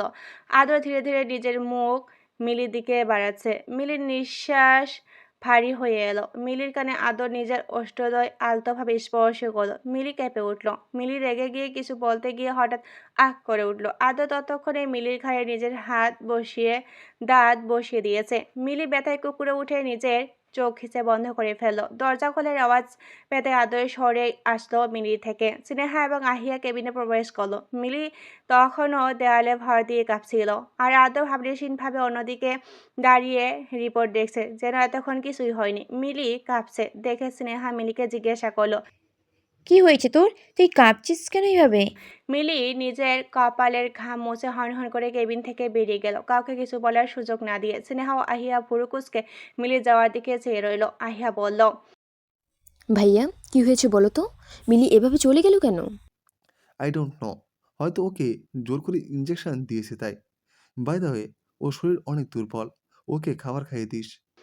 স্নেহা আর আহিয়া ব্যাপারটা তেমন ঘাটালো না। আহিয়া মিলির জন্য খাবার আনতে গেল আর স্নেহা মিলিকে খুঁজতে গেল। অন্যদিকে ম্যাক মিলির ঔষধ নিয়ে করিডোর দিয়ে যাচ্ছিল। তখনই দেখলো আবরার ফোনে কার সাথে যেন কথা বলছে। আবরার ফোন রেখে বেঞ্চে বসে পড়ল। আবরার ফোন স্কলে ব্যস্ত। ম্যাক নিজেকে ভালোভাবে দেখে জামা টেনে টুনে পরিপাটি করে নিল। একটা দীর্ঘশ্বাস ফেলে আবরারের সামনে দিয়ে যাচ্ছে। ম্যাক আবরারের সামনে দিয়ে যাওয়ার সময় বারবার আবরারের দিকে তাকাচ্ছে, কিন্তু আবরার একটিবার ওর দিকে তাকালো না। আবরার মেঘের দিকে তাকাচ্ছে না দেখে মেঘ রেগে কিছু বলতে যাবে তার আগে ফ্লোরে থাকা পানির জন্য স্লিপ কেটে পড়ে গেল। আল্লাহ! বারবার কেন এই বদলোকটার সামনেই আমাকে পড়তে হয়? উফ! আমার কোমরটা গেল রে! আম্মু গো, তোমার আর নাতি-নাতির মুখ দেখা হলো না গো। তোমার মেয়ে এখনই অক্কা পেল গো। আবরার মেঘের কথা শুনে ভেবাচেকা খেয়ে গেল। আবরার মেঘের কথা শুনে ভেবাচেকা খেলো যেন। আবরার গোল গোল চোখে মেঘের দিকে তাকিয়ে আছে। মেঘ পুনরায় বলল, ইউ বদলোক, আমাকে ওঠাবেন তো নাকি? আবরার মেঘকে ওঠানোর জন্য হাত বাড়ালো। তখনই ফ্লোরে থাকা পানিতে আবরার আর স্লিপ কেটে মেঘের উপরে পড়ল। মেঘ ভয়ে চোখ বন্ধ করে নিল। তখনই ঘটে গেল এক অনাকাঙ্ক্ষিত ঘটনা। আবরার আর মেঘের অষ্টদয় একত্রিত হয়ে গেল। মেঘের চোখ দুটি রসগোলের মতো বড় বড় হয়ে গেল। মেঘ আবরারকে ধাক্কা দিল উপর থেকে ওঠার জন্য। আবরার উঠতে চাপে আবার মেঝেতে স্লিপ কেটে মেঘের উষ্টদয়ে পড়ল। দুবার মেঘ আর আবরারের অনাকাঙ্ক্ষিত চুম্বন হয়ে গেল। এইবার মেঘ নিজেকে সর্বশক্তি দিয়ে আবরারকে ধাক্কা দিয়ে উঠে বসত। মেঘ লজ্জায় নিজের মুখে হাত দিয়ে বসে আছে মেঝেতে মাথা নিচু করে। আবরারও উঠে বসত। চারিদিকে চোখ বোলায়। এই করিডোরে কেউ নেই। আবরার মেঘের লজ্জা মাখা মুখের দিকে তাকিয়ে গম্ভীরভাবে তাকালো। মেঘ মনে মনে বলল, আল্লাহ, মাটি ফাঁক করো, আমি ঢুকে যাই। আবরার মেঘকে লজ্জায় ছিটিয়ে যেতে দেখে নিজের ঠোঁট কামড়িয়ে মুচকি হাসল। এটা দেখে মেঘের চেহারায় রক্তিম আভা ছড়ালো। ওদের এই সকল সিনে কাবাব মেয়ে হাড্ডি তথা মিলি দেখে ফেলল। মিলির চোখ যেন কোটর থেকে বেরিয়ে আসার উপক্রম। মিলি মনে মনে বলল, কি রে ভাই, কিছুই বুঝলাম না। এরা 3 ভাই দেখি একই রকম বদের হাড্ডি, সবগুলোই একই রকম। মিলি যেই মেঘকে ডাক দিবে তার আগেই কেউ ওর মুখ ধরে একটু অন্ধকার রুমে নিয়ে গেল। অন্ধকার রুমের চারপাশটি একদম নিস্তব্ধ। অন্ধকার রুমটিতে কিছুই দেখা যাচ্ছে না। মিলির মনে ভয়েরা জেঁকে বসত। মিলি ওর সামনে থাকা লোকটাকে অন্ধকারের জন্য দেখতে পাচ্ছে না। মিলি মুছরামুছি করছে, কিন্তু এক চুল পরিমাণও নড়তে পারছে না। হাসপাতালের একটি নিস্তব্ধ রুমে কেউ মিলির মুখ ধরে নিয়ে আসলো। মিলি অন্ধকার রুমে ভয়ে কাঁপছে। কেউ একজন ওকে শক্ত করে ধরে রেখেছে। মিলি দেখতে পাচ্ছে না কেউ ওকে ধরে আছে। হঠাৎ করে রুমের লাইট জ্বলে উঠলো। মিলি চোখ বন্ধ করে ফেললো। যখন চোখ খুললো তখন দেখলো আদ্র ওর সামনে দাঁড়িয়ে আছে। মিলি আদ্রকে দেখে একটু শান্ত হলো, কিন্তু সাথে সাথে আবরার ভাইয়েরা ডানা বাঁধলো। আদ্রর চোখে এক অদ্ভুত চাহনি। মিলির খুব ভয় হচ্ছে আদ্রর এরূপ অদ্ভুত চাহনি দেখে। আদ্র মিলির আরো একটু কাছে গিয়ে বলল। ওখানে দাঁড়িয়ে দাঁড়িয়ে কি দেখছিলেন আপনি মিস? মিলি ভয়ে ভয়ে বলল। আ- আমি আমি কখন? আমি তো কিচ্ছু দেখছিলাম না। আমি স্নেহাকে খুঁজছিলাম। আপনার একটা বাজে অভ্যাস কি জানেন মিস? আপনি ভাই আর তার হবু বউয়ের একান্ত সময়ের মাঝে কোথা থেকে যেন চলে আসেন। আদ্র কথা শুনে মিলির ছোট্ট চেহারাটি ভয়ে কুঁচকে গেল। মিলি আদ্রর দিকে তাকিয়ে আছে, বিস্ময় আর ভয়ে মিশ্রিত।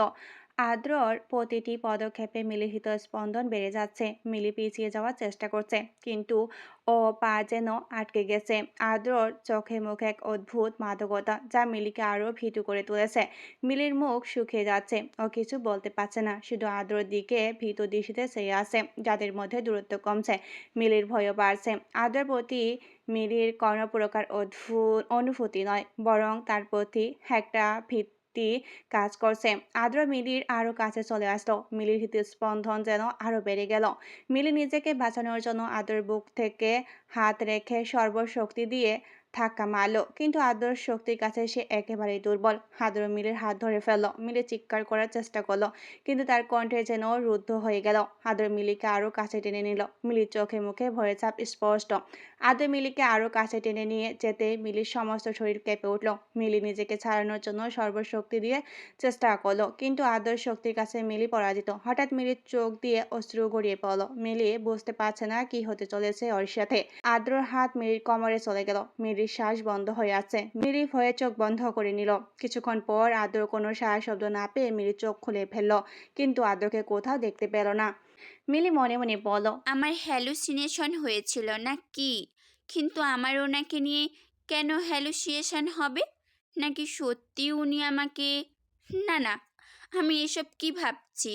মিলি চারিদিকে খুঁজে দেখলো, কোথাও আদ্রকে না দেখে স্বস্তির নিঃশ্বাস ফেল, কিন্তু মিলির কানের ভিতর এখনো ভয়ের ছাপ রয়ে গেছে। চারিদিকে তাকে দেখলো ও একা এখানে। মিলি দ্রুত সেই জায়গা থেকে চলে যেতে চাইলো।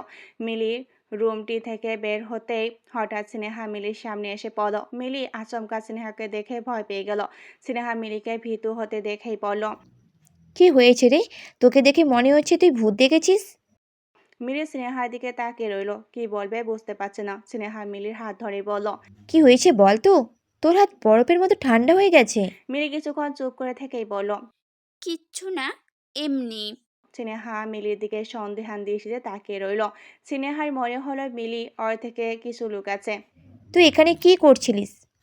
এমনি, ভালো লাগছিল না, তাই হাঁটতে আসছিলাম, এই আর কি। স্নেহা মিলির হাত ধরে বলল। আচ্ছা, তোর কেবিনে চল, তোকে খাবার খাইয়ে আবার ওষুধ খাওয়াতে হবে। তোকে দেখে মনে হচ্ছে তুই সত্যিই খুব ভয় পেয়েছিস। মিলি স্নেহার সাথে হাঁটতে লাগলো, কিন্তু ওর মন এখনো সেই রুমে পড়ে আছে। মিলির মনে হচ্ছে আদর মিলিকে দেখছে। মিলি ভাবছে, আদ্র কোথায় গেল? আর কেনই বা হঠাৎ করে অদৃশ্য হয়ে গেল?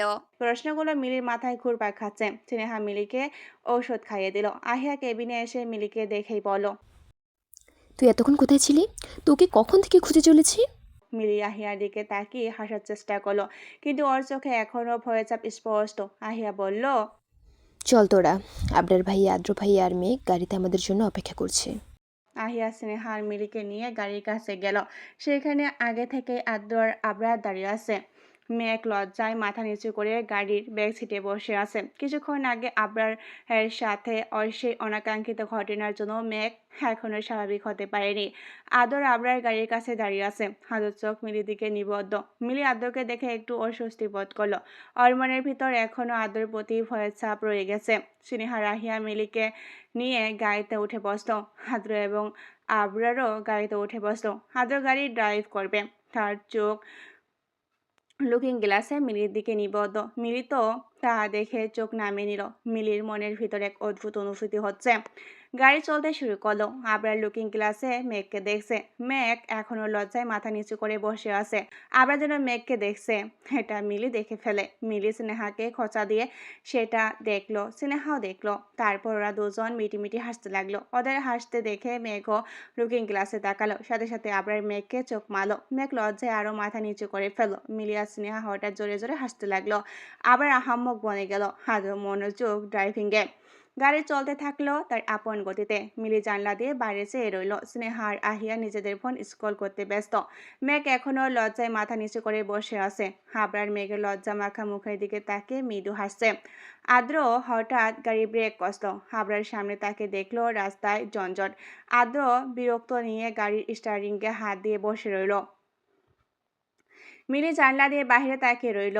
ওর মনের ভিতরে এখনো আদ্রের প্রতি ভয়ের ছাপ রয়ে গেছে, কিন্তু কেন যেন ওর মনে হচ্ছে আদ্র ওর দিকে তাকিয়ে আছে। মিলি লুকিং গ্লাসে তাকাতেই আদ্র নিজের চোখ সরিয়ে নিল। কিছুক্ষণ পর জঞ্জাট কমে আসলে আদ্র ড্রাইভিং স্টার্ট দিল।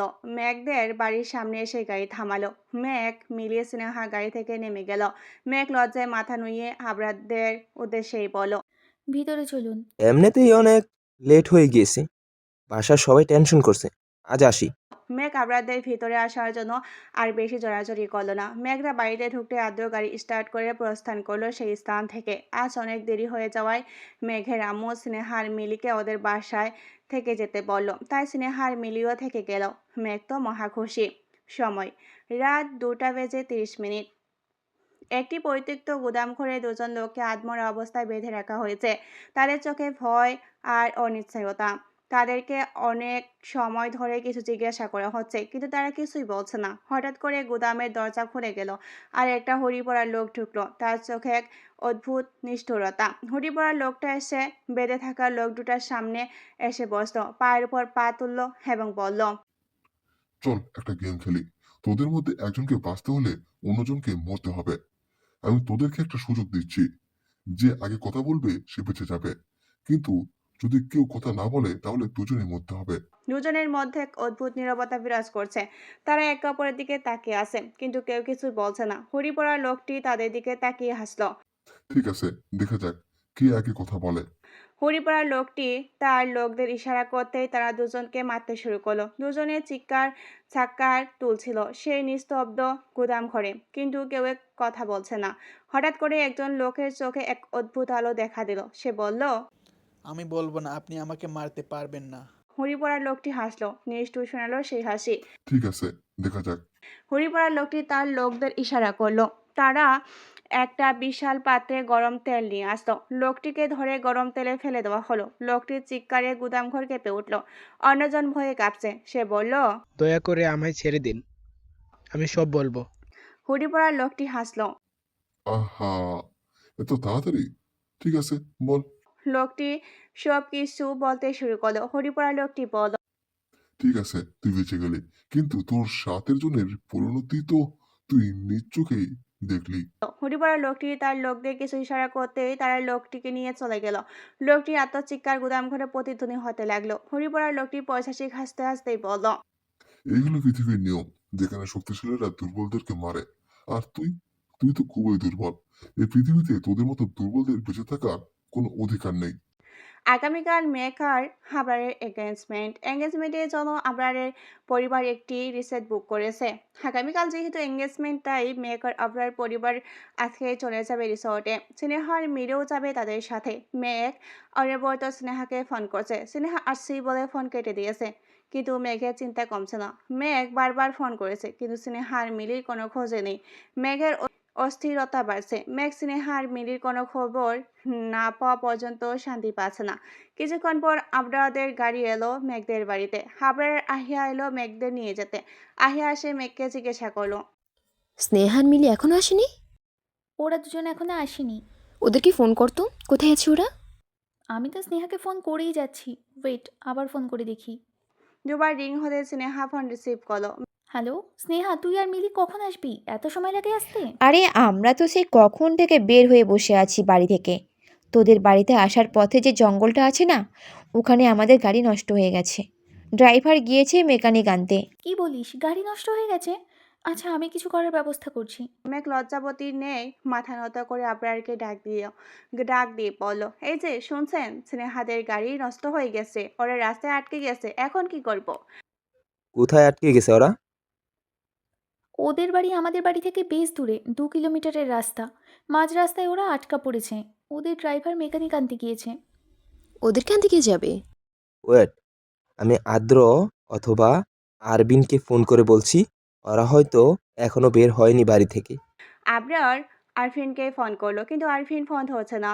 তাই আবরার আদ্রকে ফোন করলো। 4বার রিং হতে আদ্র ফোন রিসিভ করলো। ভাই বল। তুই আর আরবিন এখন কোথায়? আরবিন ফোন ধরছে না কেন? আমরা এই তো রাস্তায়। তোরা যাওয়ার পথে স্নেহা আর মিলিকে পিক করে নিস। হোয়াট? কাদের পিক করব? আমরা কি ওদের বাড়ি চিনি নাকি? তার চেয়ে বড় কথা হচ্ছে, আমি আর আরভিন তো গাড়িতে নয়, বরং আমাদের বাইকে করে আসছি। আসলে স্নেহাদের গাড়ি নষ্ট হয়ে গেছে মাঝ রাস্তায়, ওরা আটকা পড়েছে। আই থিঙ্ক স্নেহাদের বাড়ি আমাদের রিসোর্টে যাওয়ার পথে। যেহেতু তুই আর আরবিন নিজেদের বাইক করে যাচ্ছিস, যার পথে ওদের পিক করে নিবি। আচ্ছা, সাবধানে আসবি তোরা। এই বলে আবরার সাথে সাথেই ফোন কেটে দিল, আদরকে কিছু বলার সুযোগ না দিয়ে। Damn it. আদর আরফিন নিজেদের বাইকের উপর বসে বিয়ার খাচ্ছিল। তখনই আবরার কল দিয়ে উক্ত কথাটি বলল। আদ্র আরফিনের দিকে ফিরেই বলল, ভাই বলল তোকে আর আমাকে যাওয়ার পথে ভাবির বান্ধবীদের পিক করতে। কি করবি এখন? আরফিন বিয়ার ভর্তি বোতলটা দূর অজান্তায় ছুঁড়ে ফেলল। নিজের বাইকে বসতে বসতেই বলল, চল। তারপর আরফিন আর আদ্র নিজেদের বাইক স্টার্ট দিল। অন দ্য আদার সাইড মেঘ স্নেহাদের ফোন করলো। প্রথমবার স্নেহা ফোন রিসিভ করলো। বল। আমি ওনাকে বলেছি। উনি আবার কে? আসলে ওই যে উনি। কোন উনি? কার কথা বলছিস? মিলি দাঁত কেলিয়ে হেসেই বলল, আরে, বুঝতে পারছিস না? মেঘের উনি হচ্ছে হাবড়ার ভাইয়া।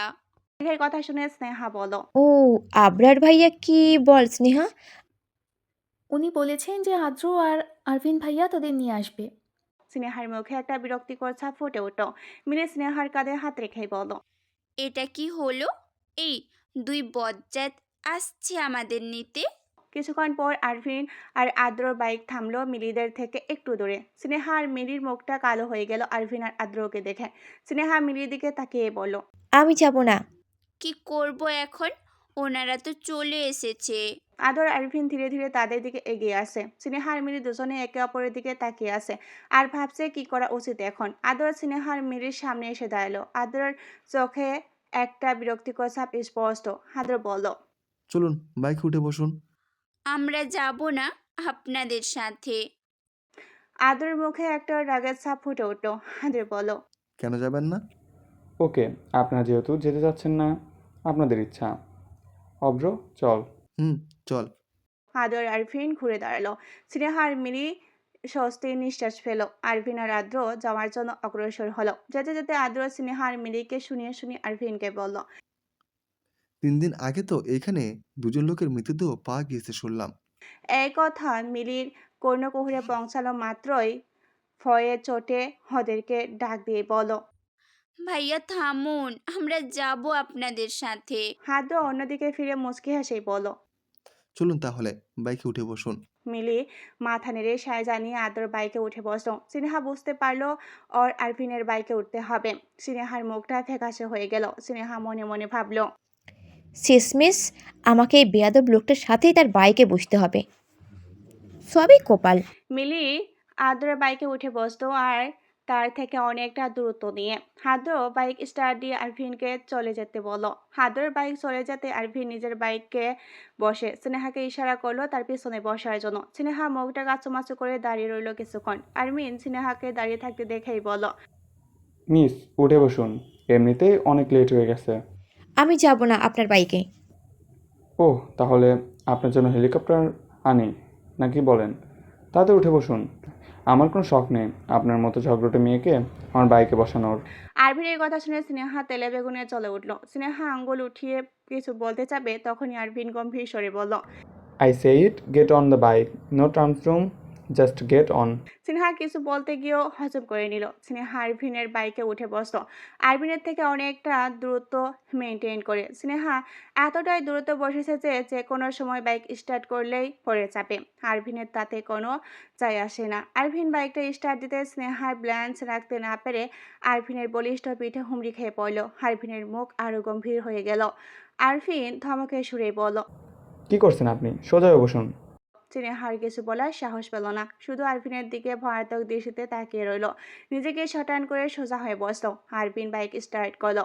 অন্যদিকে মিলি আদ্রর থেকে অনেকটা দূরে বসে আছে বলে বারবার পড়ে যাওয়ার ভয়ে নড়াচড়া করছে, তাই আদ্র বাইক চালাতে অসুবিধা হচ্ছে।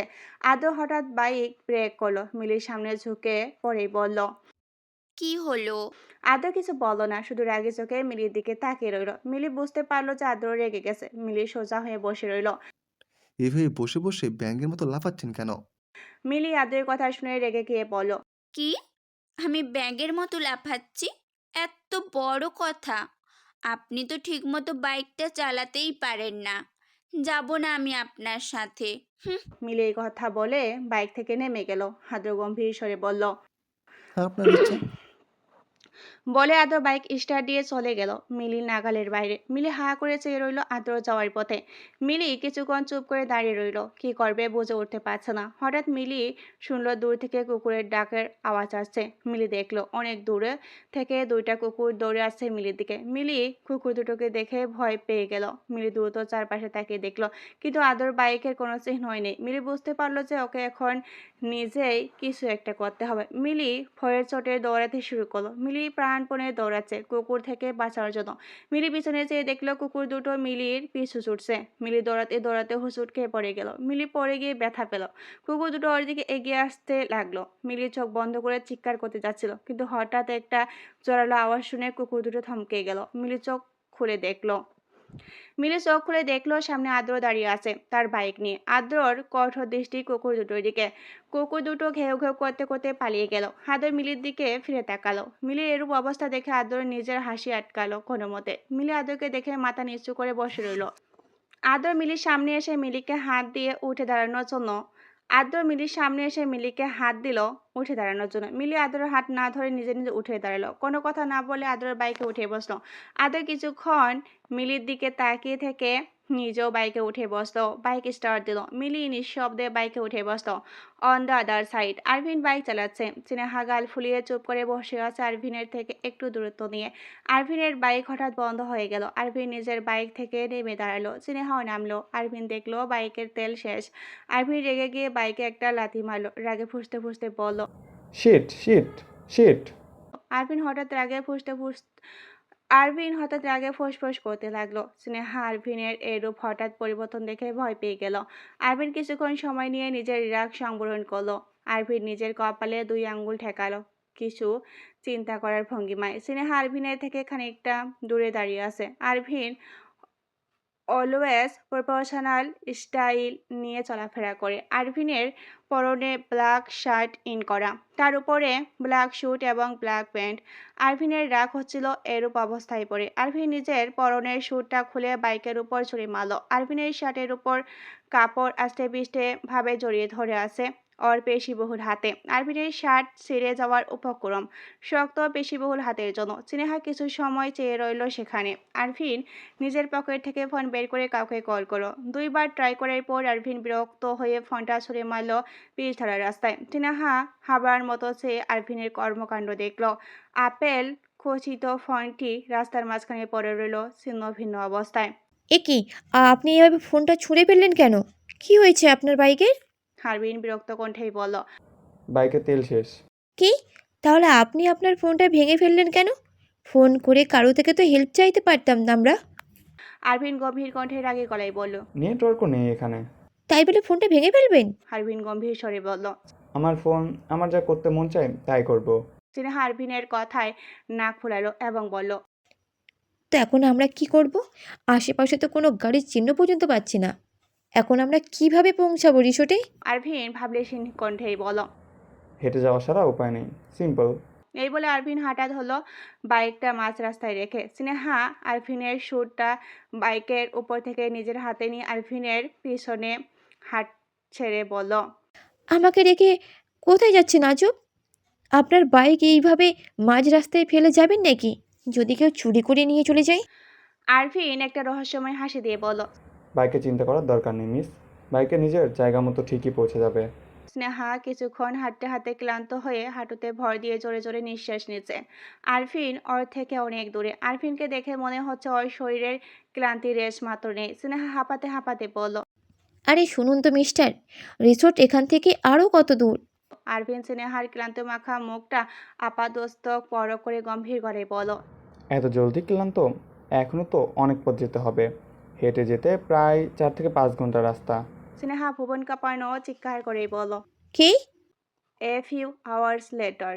আদ্রর বাইক এসে থামলো রিসোর্টের সামনে। মিলি বাইক থেকে নেমে হাঁটা ধরলো। আদ্র মিলিকে ডেকেই বলল। এই যে মিস, শুনুন। মিলি আদ্রের কথায় কোনো পাত্তা দিল না। আদ্র বাইক পার্ক করে মিলির সামনে এসে দাঁড়ালো। মিলি আদ্রকে পাশ কাটিয়ে যেতে চাইলো। আদ্র রাশভারী কণ্ঠে বলল। শুনুন। মিলি মুখ ফুলিয়ে বলল। আমি আপনার কোনো কথাই শুনবো না। এই কথা বলে মিলি চলে যেতে চাইলে আদ্র মিলির বাহু শক্ত করে চেপে ধরে নিজের মুখ বরাবর মিলির মুখ এনে তাতে দাঁত চেপে রাগে সরে বলে। আপনি রাগ করলে আমার কোনো যায় আসে না। আমি আপনাকে আমার সাথে প্রেমের আলাপ করতে ডাকছি না। আপনি ভুল দিকে যাচ্ছেন। রিসোর্ট এই দিকে। মিলি খানিকটা অপরাধ বোধে লজ্জায় পড়ে ইতস্তত বোধ করে মাথা ঘোরাতে চাইল। আমি জানি মিস্টার, আমি তো এমনি আশেপাশে হেঁটে দেখছিলাম। আদর মিলির বাহু ছেড়ে দিয়ে খানিকটা তাচ্ছিল্য হাসি হেসে বলল। ও আচ্ছা। আদরের রূপ তাচ্ছিল্য মার্কা হাসি দেখে মিলি কিছু বলতে যাবে, হঠাৎ মেঘ ডাক দিল। মিলি পাশ ফিরে দেখলো মেঘ আর আহিয়া আসছে ওদের দিকে। তুই এসে পড়েছিস তো, স্নেহা কোথায়? ও আসেনি? ও তো তোর সাথেই ছিল। আসলে স্নেহা আরভিন ভাইয়ার বাইকে করে ওনার সাথে আসছে। ওনারা এসে পড়বে একটু পরেই। ও আচ্ছা, রিসর্টের ভিতরে চল, সবাই ভিতরে। মিলি আলগোসে একবার আদ্রকে দেখেই বলল। হুম, চলো। অন্যদিকে আরভিন আর স্নেহা জঙ্গলের রাস্তা ধরে হাঁটছে শর্টকাটের জন্য। স্নেহা হাঁটতে হাঁটতে ক্লান্ত। স্নেহার এখন কান্না করতে মন চাচ্ছে, কিন্তু পাচ্ছে না আরভিনের জন্য। স্নেহা আজ পর্যন্ত কখনো এত হাঁটেনি। আরভিন স্নেহার থেকে অনেক দূরে চলে গেছে হাঁটতে হাঁটতে। স্নেহার চোখে পানি টলমল করছে, কিন্তু ওর কোনোভাবেই চোখের পানি আটকানোর চেষ্টা করছে। স্নেহা আরভিনের সামনে দুর্বল হতে চাচ্ছে না, কিন্তু পা দুটো যেন হাঁটতে হাঁটতে অসর হয়ে আছে। স্নেহা আর একটু এগোতেই হঠাৎ একটি খাদে পড়ে গেল। খাদটির উপর পাতার দ্বারা আবৃত ছিল, যার দরুন এখানে যে এত গভীর খাদ আছে তা বোঝার দায় নেই। আরভিন হাঁটতে হাঁটতে হঠাৎ লক্ষ্য করলো স্নেহার কোনো সারা শব্দ নেই। আরভিন পিছনে ফিরে দেখলো স্নেহা নেই। আরভিন খানিকটা অবাক হয়ে গেল। আরভিন দ্রুত সেখানে গেল যেখানে স্নেহা ছিল। আরভিন তার গম্ভীর স্বরে স্নেহাকে ডাকলো, মিস ঝগড়ুটে। কিন্তু স্নেহার কোনো সাড়া নেই। আরভিন আরেকবার ডাক দিতে যাবে, এমন সময় স্নেহার কান্নার আওয়াজ শুনতে পেল। আরভিন আরো একটু এগিয়ে গিয়ে দেখলো স্নেহা খাদে পড়ে গেছে। আরভিন অবাক হয়ে গেল। আরভিন দ্রুত খাদের কাছে গিয়ে দেখলো খাদটা অনেক গভীর। আরভিন গম্ভীর গলায় বলল। আপনি খাদে কিভাবে পড়ে গেলেন? দেখে চলতে পারেন না? স্নেহা কান্নারত অবস্থায় জবাব দিল। আমি ইচ্ছে করে পড়েছি নাকি আজব? আরভিন কণ্ঠ স্বাভাবিক করার চেষ্টা করেই বলল। ঠিক আছেন তো? আমি আমি ঠিক আছি, কিন্তু উঠতে তো পারছি না। আরভিন খাদের আশেপাশে দড়ি অথবা কিছু খুঁজতে লাগলো, যার সাহায্যে সে স্নেহাকে টেনে তুলতে পারে। আরভিন আশেপাশে খুঁজলো, কিন্তু এমন কিছু পেল না যে স্নেহাকে খাদ থেকে উপরে তোলা যাবে। হঠাৎ আরভিন দেখলো একটা বিশাল গাছ। গাছটির চারিদিক জুড়ে একটা বড় দড়ি পেঁচানো। আরভিন আর বিলম্ব না করে মাটিতে পেঁচানো দড়িটিকে খুলতে শুরু করলো। দড়িটির পেঁচ খোলা শেষে স্নেহা যেই খাদে পড়েছে, আরভিন সেই খাদে হঠাৎ হলো। যাওয়ার পথে একটি গাছের শুকনো কিন্তু ধারালো ডালের সাথে লেগে আরভিনের বাহু অনেকটাই কেটে গেল। ফিনকি দিয়ে রক্ত বের হচ্ছে। আরভিন সেই ব্যাপারে তোয়াক্কা করলো না। আরভিন খাটের কাছে গিয়ে দড়িটার অন্য পাশে স্নেহার দিকে ছুঁড়ে মারল। খাটটা ভালোই গভীর, স্নেহাকেও ঠিকমতো দেখা যাচ্ছিল না। স্নেহা কষ্ট করে বসা থেকে উঠে দাঁড়ালো। আরভিন বিরক্ত কণ্ঠেই বলল। দইটা ধরছে না কেন? স্নেহা আমতা আমতা করেই বলল। আপনার স্যুটটা খুঁজে নিই, একটু অপেক্ষা করুন। আরভিন কপাল কুঁচকে জিজ্ঞাসা করলো। শুট আসলো কোথা থেকে? আপনি তো আপনার স্যুটটা ভুলে বাইকের উপর রেখে এসেছিলেন, আমি আসার সময় সাথে করে নিয়ে এসেছি। আরভিন থামকানোর স্বরেই বলল। আমি আপনাকে নিয়ে আসতে বলছি, শুট ওখানেই ফেলে দিন, দইটা ধরুন কুইক। স্নেহা কি করবে বুঝে উঠতে পারছে না, তাই আরভিনের শোটা নিজের গায়ে জড়িয়ে দড়িটার অপর পাশে ধরল। আরভিন বুঝতে পেরে স্নেহাকে দড়ি ধরে টেনে তুলছে। স্নেহা অনেকটার উপরে উঠে আসায় আরভিন স্নেহার এক হাত নিজের বলিষ্ঠ হাতের দ্বারা টেনে ধরে টান দিল। স্নেহার ওজন বেশি না হওয়ায় খুব সহজে আরভিন স্নেহাকে খাট থেকে তুলতে সক্ষম হলো। হাত ধরে টান দেওয়ার ফলে স্নেহা আরভিনের শক্তপোক্ত বুকে হুমড়ি খেয়ে পড়ল। স্নেহার দু হাত আরভিনের শক্তপোক্ত বুকে, আরভিনের দুবাহু স্নেহার দুবাহুতে শক্ত করে ধরা। আরভিনের হার্টবিট দ্রুত গতিতে ওঠানামা করছে, যা স্নেহা স্পষ্টভাবে উপলব্ধি করতে পারছে। দুই জোড়া চোখ একে অপরের দিকে নিবদ্ধ, সময় যেন থমকে গেছে। হাত ধরে টান দেওয়ার ফলে স্নেহা আরভিনের শক্তপোক্ত বুকে হুমড়ি খেয়ে পড়ল। স্নেহার দুহাত আরভিনের শক্তপোক্ত বুকে, আরভিনের দুহাত স্নেহার দুবাহুতে শক্ত করে ধরা। আরভিনের হার্টবিট দ্রুত গতিতে ওঠানামা করছে, যা স্নেহা স্পষ্টভাবে উপলব্ধি করতে পারছে। দু জোড়া চোখ একে অপরের দিকে নিবদ্ধ, সময় যেন থমকে গেছে। এক অজানা অনুভূতিতে হারিয়ে গিয়েছে দুজন। কিছুক্ষণ পর আরভিন অনুভব করলো ওর পায়ে কিছু একটা পেঁচিয়ে ধরেছে। আরভিন ওর পায়ের দিকে তাকাতে দেখলো একটা বিষাক্ত সাপ ওর পা পেঁচিয়ে ধরেছে। আরভিন স্নেহাকে দ্রুত সরিয়ে নিল নিজের থেকে। আরভিন নিজের পা ছাড়া দিল সাপটিকে ফেলার জন্য, কিন্তু এত করে সাপটি আরভিনের পা আরো শক্ত করে পেঁচিয়ে ধরে কামড় দিয়ে দিল। আরভিন রাগে কণ্ঠে বলল। ও শিট! স্নেহা আরভিনের পায়ে সাপটিকে দেখে আটকে উঠে বলল। আল্লাহ, এই সাপ কোথা থেকে আসলো? আপনি এইভাবে পা ঝাড়া দিয়েন না। আরভিন স্নেহার কথায় কোনো পাত্তা না দিয়ে উল্টো আরেকটা বার নিজের পা ছাড়া দিতেই হিংস্র সাপটি আরভিনের পায়ে সেই একই স্থানে আবার কামড় দিল। আরভিন ব্যথায় আবার রাগী কণ্ঠে বলল। Sheet fucking! স্নেহা ভয়ে চোটে কি করবে বুঝে উঠতে পারছে না। স্নেহা দ্রুত ভাঙ্গা ডাল খুঁজতে লাগলো সাপটিকে সরানোর জন্য। সাপটি আরেকবার সবল দিতে যাবে, আরভিন রাগে সাপটির গলা শক্ত করে চেপে ধরে নিজের পা থেকে ছাড়ালো। আরভিন সাপটিকে দূর অজান্তে ছুঁড়ে ফেলে দিল। স্নেহা ভাঙ্গা ডাল নিয়ে এসেছে সাপটিকে সরানোর জন্য। এসে দেখে আরভিন শান্ত হয়ে দাঁড়িয়ে আছে। সাপটি নেই আরভিনের পায়ে। স্নেহা হাঁপ ছেড়ে বাঁচত। স্নেহা চিন্তিত হয়ে দ্রুত আরভিনের কাছে গিয়ে তাকে জিজ্ঞাসা করে বলল। আপনি ঠিক আছেন তো? আরভিন গম্ভীর কিন্তু শান্ত স্বরেই বলল। I am alright, let's go. এই বলে আরভিন এগোতে যাবে, হঠাৎ ওর মাথা চক্কর দিয়ে উঠল। আরভিন ধপ করে মাটিতে বসে পড়ল। স্নেহা আটকে উঠল আরভিনের এরূপ অবস্থা দেখে। স্নেহা দ্রুত আরভিনের কাছে গিয়ে চিন্তিত স্বরেই বলল। কি হয়েছে আপনার? ঠিক আছেন তো? আমি এখন কি করব? স্নেহা দেখলো আরভিনের বাহু অনেকটাই কাটে গিয়েছে। স্নেহা আটকে উঠেই বলল। আপনার বাহুতে অনেকটা কেটেও গিয়েছে। আরভিন স্নেহাকে সান্ত্বনা দিয়েই বলল। আমি ঠিক আছি, জাস্ট এমনিতেই মাথা ঘোরাচ্ছে, দ্যাটস ইট, ওটা কিছু না, ডোন্ট ওয়ারি। স্নেহা কোনো কথা না বলে আরভিনের পাশে গিয়ে বসল। নিজের ওড়না থেকে খানিকটা কাপড় ছেড়ে আরভিনের বাহুর কাটা স্থানে বেঁধে দিল। ডক্টরদের নেই দক্ষ হাতে আরভিনের পা থেকে হট জুতা জোড়া খুলে মোজা জোড়া খুলো। আরভিনের পায়ে সাপের ছবল দেওয়া স্থান থেকে প্যান্টের উপর উঠিয়ে আতঙ্কিত হয়ে গেল। সম্পূর্ণ স্থান কালচে নীল বরং ধারণ করেছে। স্নেহার মাথায় হিজাব বাঁধা ছিল, তাই দ্রুত নিজের পরনের ওড়নাটা খুলে লাল কালচে হয়ে যাওয়া স্থান থেকে গুনে গুনে 2টা আঙ্গুল উঠিয়ে ওড়নাটা শক্ত করে বেঁধে দিল, যাতে বীজ ছড়াতে না পারে। আরভিনের শরীর ধীরে ধীরে অবশ হয়ে পড়েছে, চোখ দুটো বুঝে আছে। আরভিনের এরূপ অবস্থা দেখে স্নেহার অজান্তেই ওর চোখ দিয়ে 2 ফোঁটা জল গড়িয়ে পড়ল। স্নেহা ডুকরে কেঁদে উঠল এবং বলল। আমি এখন কি করব? কিভাবে আপনাকে বাঁচাবো? আমি যে নিরুপায়। আরভিন স্নেহাকে কাঁদতে দেখে অবাক হয়ে গেল। স্নেহাকে সান্ত্বনা দেওয়ার জন্য খুব কষ্টে নিজের গলা দিয়ে আওয়াজ বের করে বলল। আপনি কান্না করছেন কেন? স্নেহা কাঁদতে কাঁদতেই বলল। আপনার এইরূপ অবস্থা আমার ভালো লাগছে না। আপনার কিছু হয়ে গেলে আমি কি করব? কোথায় যাব? আমি তো এখানকার কিছুই চিনি না।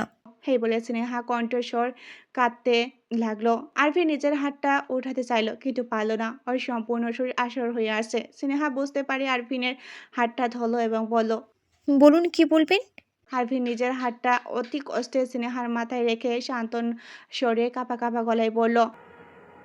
আপনি চিন্তা করবেন না। আমি যদি নাও থাকি, আপনাকে আর্থার ঠিক উদ্ধার করবে। আমি জানি ও এতক্ষণে আমাদের খুঁজতে বের হয়েছে। ব্যাস, আরভিন আর কিছু বলতে পারল না। নিজের সম্পূর্ণ শরীরের ভার ছেড়ে দিল স্নেহার উপর। স্নেহা আরভিনকে শক্ত করে ধরল। স্নেহা আরভিনের গালে নিজের হাত স্পর্শ করে ডাকার চেষ্টা করলো। উঠুন, নিজের চোখ খুলুন প্লিজ। চোখ বন্ধ করা যাবে না। প্লিজ জেগে থাকার ট্রাই করুন। আরভিন কিছু বলছে না, শুধু ঘন ঘন শ্বাস নিচ্ছে। আরভিনের দিক থেকে আর কোনো সাড়ার শব্দ আসলো না। স্নেহা উচ্চস্বর চিৎকার করে ডাকলো কারো থেকে সাহায্য চাওয়ার জন্য। কেউ আছেন এখানে? আমাদের সাহায্য করুন প্লিজ। কারো থেকে সাহায্য চাওয়ার চাই, কিন্তু কারো সাড়া আসলো না। স্নেহা আরেকবার ডাকতে যাবে, ঠিক তখনই দূরে পাতা খসখস করে আওয়াজ শোনো। অনেকগুলো মানুষের পদধ্বনির শব্দ আসছে, যেন অনেক মানুষ এদিকে আসছে। পদধ্বনির শব্দ অনেক নিকটে আসতে স্নেহার বুক সাহস সঞ্চয় করে তাদের উদ্দেশ্যে হাঁক চালো। কেউ আছেন? প্লিজ আমাদের সাহায্য করুন। স্নেহার বলতে দেরি, কিন্তু তাদের আসতে দেরি হয়নি। স্নেহা দেখলো অনেকগুলো লোক, প্রায় 20-25 জন লোক, পরনে তাদের ফুল ব্ল্যাক আউটফিট। তাদের সামনে একজন লোক, দেখতে বিদেশিদের মতো, দানবীয় শরীর। তাদের দেখে স্নেহা খানিকটা ভয় পেয়ে গেল। স্নেহা কিছু বলতে যাবে, তার আগেই বিদেশি লোকটা আরভিনকে দেখে স্যার বলে চিৎকার করে এগিয়ে মাটিতে বসে পড়ল। লোকটি চিন্তিত হয়ে স্নেহাকে জিজ্ঞাসা করলো। কি হয়েছে স্যার? আসলে ওনার পায়ে একটা বিষাক্ত সাপ কামড়ে দিয়েছে। লোকটির চোখ বিস্মিত হয়ে গেল। লোকটি তার গার্ডদের ইশারা করতে তারা কাউকে ফোন দিয়ে এদিকে আসতে বলেন। সাথে সাথে একটি অ্যাম্বুলেন্স দ্রুত আসতো ওখানে। গার্ডস আরভিনকে ধরাধরি করে অ্যাম্বুলেন্সে শোয়ালো। ডক্টর দ্রুত অ্যাম্বুলেন্সে আরভিনের চিকিৎসা শুরু করলো। স্নেহা অবাক হয়ে শুধু দেখলো। A few moments later Arvin ধীরে ধীরে নিজের চোখ খুলো। মাথাটা ঝিম ধরে আছে। আরভিন শোয়া থেকে উঠতে চাইলে হঠাৎ হাতে কিছু একটা টান অনুভব করলো। দেখলো হাতে ক্যামেরা লাগানো। আরভিন চারিদিকে মাথা ঘুরিয়ে বসলো অ্যাম্বুলেন্সে। আরভিনের ধীরে ধীরে সবকিছু মনে আসতে লাগলো। স্নেহার কথা মাথা আসতে আরভিন তৎক্ষণাৎ পাশে ফিরল। দেখলো স্নেহার চোখ বন্ধ করে বসে আছে। স্নেহার গায়ে আরভিনের সুর চড়ানো। আরভিন স্নেহার দিকে অপলক চেয়ে রইল। সে চাহনিতে ছিল না কোনো হিংস্রতা, না ছিল বিরক্তি, এবং না ছিল কোনো রাগ। সে চাহনিতে ছিল কেবল এক আকাশ পরিমাণ মায়া। আরভিন ঘুমন্ত স্নেহার মুখপানে শান্ত দৃষ্টিতে চেয়ে আছে। স্নেহার পরনে কালো রঙের জর্জেটের থ্রি পিস। স্নেহার নিজের দু হাতে বুকের উপর ভাঁজ করে মাথাটা পিছনের দিকে হেলান দিয়ে ঘুমিয়ে আছে। স্নেহার চেহারায় কোনো মেকআপ ছোঁয়া নেই। কান্না করেছিল তা গালের শুকিয়ে ছাপ স্পষ্ট। আরভিন নিষ্পলক স্নেহার চেহারার দিকে চেয়ে আছে। হঠাৎ ডক্টর প্রবেশ করলো অ্যাম্বুলেন্সে আরভিনকে দেখতে। ডক্টর এসে আরভিনকে উদ্দেশ্য করেই বলল। এখন আপনার কেমন ফিল হচ্ছে? আরভিন ডক্টরকে ইশারা করলো চুপ থাকতে, যাতে স্নেহার ঘুম না ভাঙে। কিন্তু স্নেহার ঘুম তৎক্ষণাৎ ভেঙে গেল। স্নেহা নিজে চোখ খুলল এবং ডক্টরকে দেখে নিজের কাপড় পরিপাটি করে সোজা হয়ে বসলো। আরভিন বলল, I am feeling good. Now you can leave. Doctor সাথে সাথে উত্তর স্থানটি ত্যাগ করলো। অ্যাম্বুলেন্স জুড়ে সম্পূর্ণ নিস্তব্ধতা। কেউ কোনো কথা বলছে না। নিস্তব্ধতা ভেঙে স্নেহা ইতস্তত হয়ে বলল, আপনি ঠিক আছেন তো? একদম ঠিক আছে। স্নেহা আরো কিছু বলতে যাবে, তখনই অ্যাম্বুলেন্স প্রবেশ করলো। সেই ভিনদেশি লোকটি প্রবেশ করতে আরভিনের উদ্দেশ্যে বলল, স্যার আপনার কিছু প্রয়োজন? আমার আর মিস স্নেহার জন্য জামা কাপড়ের ব্যবস্থা করো। জি স্যার। বলে ভিনদেশি লোকটি অ্যাম্বুলেন্স থেকে বেরিয়ে গেল। স্নেহার মাথা নিচু করে চুপটি করে বসে আছে দেখে আরভিন স্নেহাকে জিজ্ঞাসা করলো, মিস, আপনার আর কিছু প্রয়োজন? স্নেহা মাথা উঁচু করে আরভিনের দিকে তাকাতে দুজনের চোখাচোখি হলো। স্নেহা নরম সুরে বলল, জি না, আমার আর কিছুর প্রয়োজন নেই। আমরা রিসোর্টে কখন যাব? আরভিন স্নেহার দিকে অপলক ভাবে চেয়ে গম্ভীর স্বরে উত্তর দিল। জামা কাপড় চেঞ্জ করে বেরোবো, বাট ওখানে গিয়ে কাউকে কিছু বলবেন না। স্নেহা আহাম্মকের মতো চেয়ে বলল, কেন? আঙ্কেল আন্টিকে বললে তো আন্টি আপনাকে ভালোভাবে যত্ন করে একদম সুস্থ করে দিবেন। আরভিন রাগী কণ্ঠে বলল, listen, I don't need anyone. যা বলেছি মনে রাখবেন, কাউকে কিছু বলার দরকার নেই। স্নেহা মাথা নাড়িয়ে সম্মতি জানালো। কিছুক্ষণ পর ভিনদেশি লোকটি হাতে করে 3টি শপিং ব্যাগ নিয়ে আসলো। আরভিন নিজের কাপড়ের ব্যাগ নিয়ে স্নেহার দিকে এগিয়ে দিল। আরভিন জামা কাপড় চেঞ্জ করবে, তাই স্নেহা অ্যাম্বুলেন্স থেকে বেরিয়ে আসলো ভিনদেশি লোকটার সাথে। আরভিন জামা কাপড় চেঞ্জ করে অ্যাম্বুলেন্স থেকে বের হতে স্নেহা প্রবেশ করতে চাইল। আরভিন স্নেহাকে উদ্দেশ্য করেই বলে উঠল। স্টপ রাইট দেয়ার। স্নেহা আরভিনের দিকে চেয়ে রইল অবাক হয়ে। আরভিন ভিনদেশি লোকটাকেই বলল। আর্থার, অ্যাম্বুলেন্স ড্রাইভার সহ জায়গাটা খালি কর, 5 মিনিট, কুইক। স্নেহা বুঝতে পারলো এই ভিনদেশি লোকটার নামই আর্থার। জি স্যার। আর্থার সবাইকে নিয়ে সেই জায়গা থেকে প্রস্থান করতে তৎক্ষণাৎ আরভিন স্নেহাকে বলল। নাও ইউ ক্যান গো। স্নেহার সাথে অ্যাম্বুলেন্সের ভিতরে ঢুকে দরজাটা লাগিয়ে দিল। কিছুক্ষণ পর স্নেহা জামা কাপড় চেঞ্জ করে বের হলো অ্যাম্বুলেন্স থেকে। আরভিন স্নেহাকে বলল। চলুন। স্নেহা আরভিনের পিছনে পিছনে হাঁটতে লাগলো। জঙ্গল থেকে ওরা মেন রাস্তায় বের হতেই দেখলো একটি কালো রঙের মার্সিডিজ কার, যার পাশে আর্থার দাঁড়িয়ে আছে। আর্থার গাড়ির ফ্রন্ট সিটের দরজা খুলে দিল আরভিনের জন্য। আরভিন ফ্রন্ট সিটে বসলো। আর্থার স্নেহার জন্য ব্যাক সিটের দরজাটা খুললো। স্নেহা নিঃশব্দে বসে পড়লো ব্যাক সিটে। আর্থার গিয়ে বসলো ড্রাইভিং সিটে। তারপর গাড়ি স্টার্ট দিল। অন্যদিকে রিসোর্টে মেঘ আর আহিয়া মেঘের জন্য বরাদ্দকৃত রুমে বসে স্নেহার ফোনে কল করে যাচ্ছে, কিন্তু স্নেহার ফোন বন্ধ বলছে। সন্ধ্যা হতে চললো, স্নেহার কোনো খবর নেই। মেঘের চিন্তার শেষ নেই। আহিয়া অনেকবার আরফিনকে কল করেছে, কিন্তু আরফিনের ফোনও সুইচ অফ। এখনো পর্যন্ত তারা আসলো না। মিলি সেই কখন বলল তারা এসে পড়বে, এখনো পর্যন্ত আসলো না। আরে মিলি বা কোথায় গেল? মিলি এমনি রিসোর্টের চারিপাশ হেঁটে দেখছে। তুই বস, আমি আবরার ভাইয়া অথবা আদ্র ভাইয়াকে বলে দেখি কিছু করা যায় কিনা। মেঘ মাথা নেড়ে আহিয়ার কথায় সম্মতি জানালো। আহিয়া রুম থেকে বের হতেই আদ্রর সাথে দেখা হলো। আরভিন আর আদ্র দুজন বদমেজাজি। আহিয়া কখনো ওদের দুজনের সাথে ফাজলামো করে না। আহিয়া ওদের 3 ভাইয়ের একমাত্র আদরের ছোট বোন। ওদের 3 ভাইয়ের মধ্যে আবরারের সাথে আহিয়ার বেশি ভাব। আবরার আহিয়াকে অনেক আদর করে। আহিয়ার সবকিছু শেয়ার করে আবরারের সাথে। আরফিন আহিয়ার বড় ভাই, কিন্তু আরফিন বেশিরভাগ সময় দেশের বাইরে থাকায় আহিয়াকে তেমন সময় দিতে পারে না। গল্প পড়তে থাকুন, ধীরে ধীরে সব জানতে পারবেন। আদ্র আহিয়াকে দেখে দাঁড়িয়ে গেল। আহিয়া চিন্তিত মুখ দেখে আদ্র কপাল কুঁচকে গম্ভীর স্বরে বলল। আহিয়া, কি হয়েছে? আহিয়া আমতা আমতা করে বলল। আসলে ভাইয়া, এখনো পর্যন্ত আরভিন ভাইয়া আর স্নেহা আসেনি। স্নেহার ভাইয়ার দুজনেরই ফোন সুইচ অফ বলছে। টেনশন করার কিছু নেই, আরভিন আছে তোর সাথে, আমি দেখছি, তুই রুমে যা। আহিয়া মাথা নেড়ে সাই জানিয়ে মেঘের রুমে চলে গেল। আদ্র আরভিনকে কল করলো, কিন্তু আরভিনের ফোন সুইচ অফ বলছে। আদ্রের কপালে চিন্তার ছাপ ফুটে উঠল। আদ্র কাউকে ফোন করলো। ফোনে কথা বলতে বলতে করিডোর দিয়ে হাঁটছে। হঠাৎ আদ্রর চোখ আটকে যায় এক কেশবতী মায়াবিনীর দিকে। আদ্র কিছুক্ষণের জন্য থমকে গেল। রিসোর্টটি মূলত 4 তলা বিশিষ্ট। ছোটদের জন্য 3 তলা বরাদ্দ করা হয়েছে। রিসোর্টের খোলা বারান্দায় রেলিংয়ের নিচে দুহাত ঠেকিয়ে খোলা চোখে চোখ বন্ধ করে দাঁড়িয়ে প্রকৃত সৌন্দর্যের স্বাদ নিচ্ছে মিলি। মিলি প্রকৃতির সৌন্দর্যের মাঝে এক নতুন অনুভূতির সাথে পরিচিত হতে ব্যস্ত। আশেপাশে কি হচ্ছে না হচ্ছে এতে ওর যেন কোনো হেলদোলে নেই। মিলির চুলগুলো বাতাসে উড়ছে, আর মাঝে মাঝে ওর চেহারায় এসে আশ্রয় খাচ্ছে। আদ্র হৃদস্পন্দন দ্রুত গতিতে চলাফেরা করতে লাগলো। আদ্র এক পা করে এগিয়ে গেল মিলির কাছে। মিলি পিছনে এসে দাঁড়িয়ে ওর চুলের নাক ডুবে নিঃশ্বাস নিল কিছু সময়। মিলির হঠাৎ মনে হলো কেউ ওর পিছনে দাঁড়িয়ে আছে। মিলি তৎক্ষণাৎ নিজের চোখ খুলল। মিলির কাছে মনে হচ্ছে পিছনে থাকা লোকটি ওর খুব ভালো করে চেনা। মিলির মনের ভয় জেগে বসল। মিলি ডান দিকে সরতে চাইল। আদ্র ওর ডান দিকেই নিজের এক হাত রেলিংয়ে ঠেকালো। মিলি বাম দিকে সরতেই নিলেই আদ্র সেই একই কাজ করলো। মিলি আদ্র 2 হাতের মাঝেই বন্দী। মিলির মনে সেই দিনকার সব চিত্র ভেসে উঠতে লাগলো। মিলি ভয়ে কাঁপতে লাগলো। আদ্র তা ভালোভাবেই টের পাচ্ছে। মিলির ভয়ে আরো খানিকটা বাড়ানোর জন্য আদ্র নিজের থুতনিটা মিলির ঘাড়ে আলতো করে রাখলো। মিলি কেঁপে উঠলো। আদ্র মিলিকে নিজের দিকে ফিরিয়ে দাঁড় করাইলো। মিলি মাথা নিচু করে দাঁড়িয়ে আছে। পালানোর কোনো পথ নেই। আদ্র 2 হাত এখনো মিলির দুপাশে রেলিংয়ে ঠেকানো। দুজনের মধ্যে নীরবতায় কেউ কোনো কথা বলছে না। আদ্র মিলির দিকে খড় লাগা নজরে চেয়ে আছে। মিলি তা স্পষ্টভাবে উপলব্ধি করতে পারছে। আদ্র মিলির দিকে আর একটু এগিয়ে যেতেই মিলি পিঠ রেলিংয়ের সাথে ঠেকে গেল। মিলি আদ্রের বুকে এক হাত দিয়ে নিজের মাথা নিচু করে কাঁপা কাঁপা কণ্ঠেই বলল। আপনি আমার কাছে আসছেন কেন? সরুন আমার থেকে। আদ্র কোনো কথা বলল না। আদ্র নিজের মুখ মিলির দিকে এগিয়ে নিতে লাগলো। মিলি ভয়ে ছিটিয়ে গেল। মিলি কি করে বুঝে উঠতে পারছে না। না পেরে নিজের সর্বশক্তি দিয়ে আদ্রকে ধাক্কা মারল। আদ্র এক পা পিছিয়ে যেতেই মিলি ভয়দূর। আদ্র মিলি যাওয়ার দিকে চেয়ে মুচকি হাসলো।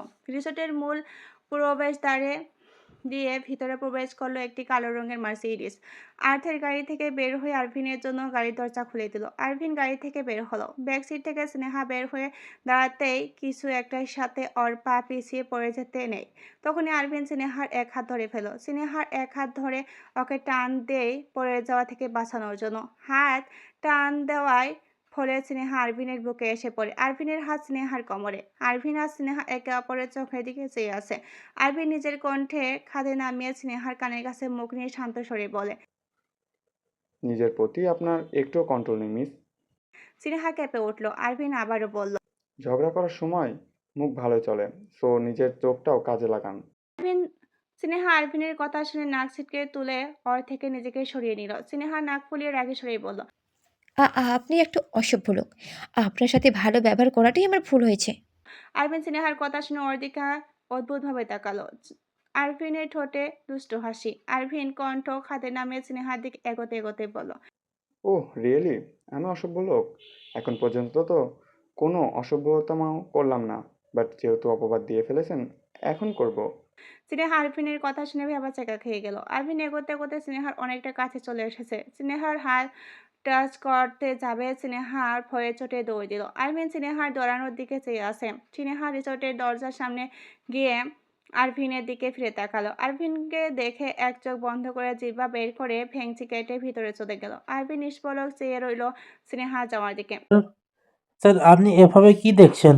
আরভিন স্নেহা চলে যাওয়ার পথে চোখ স্থির করে রেখে গম্ভীর কিন্তু শান্ত স্বরে নিজের অজান্তেই বলে ফেলল, তার চোখের গভীরে আমার ধ্বংস অনিবার্য। তার অক্ষিযুগলে প্রতিটা পলক আমার ধ্বংসের সূচনা লিখেছে। আমার এত বছরের তৈরি সাম্রাজ্য ধ্বংস হতে চলেছে। আর্থার, এই অনুভূতির নাম কি? ভালোবাসা নাকি প্রাণঘাতী আসক্তি যা আমাকে ধ্বংসের অতলে নামাবে? আরভিনের কথা শুনে আর্থার অক্ষিকটর থেকে বের হয়ে যাওয়ার উপক্রম। আর্থার কিছুক্ষণ চমকানো নজরে চেয়ে রইল আরভিনের দিকে। আর্থার চমকানো গলায় বলল, আপনি কি মিস নেহার কথা বলছেন? আপনি কি মিস নেহার প্রেমে পড়েছেন? আরভিন কপাল কুঁচকে গম্ভীর স্বরে বলল। Shut up idiot. আর্থার মাথা নিচু করে মুচকি হাসল। আরভিন গম্ভীর স্বরে বলল, আমার এই মেয়ের সব বায়োডাটা চাই 1 ঘন্টার মধ্যে। জি স্যার। আর্থার বলল।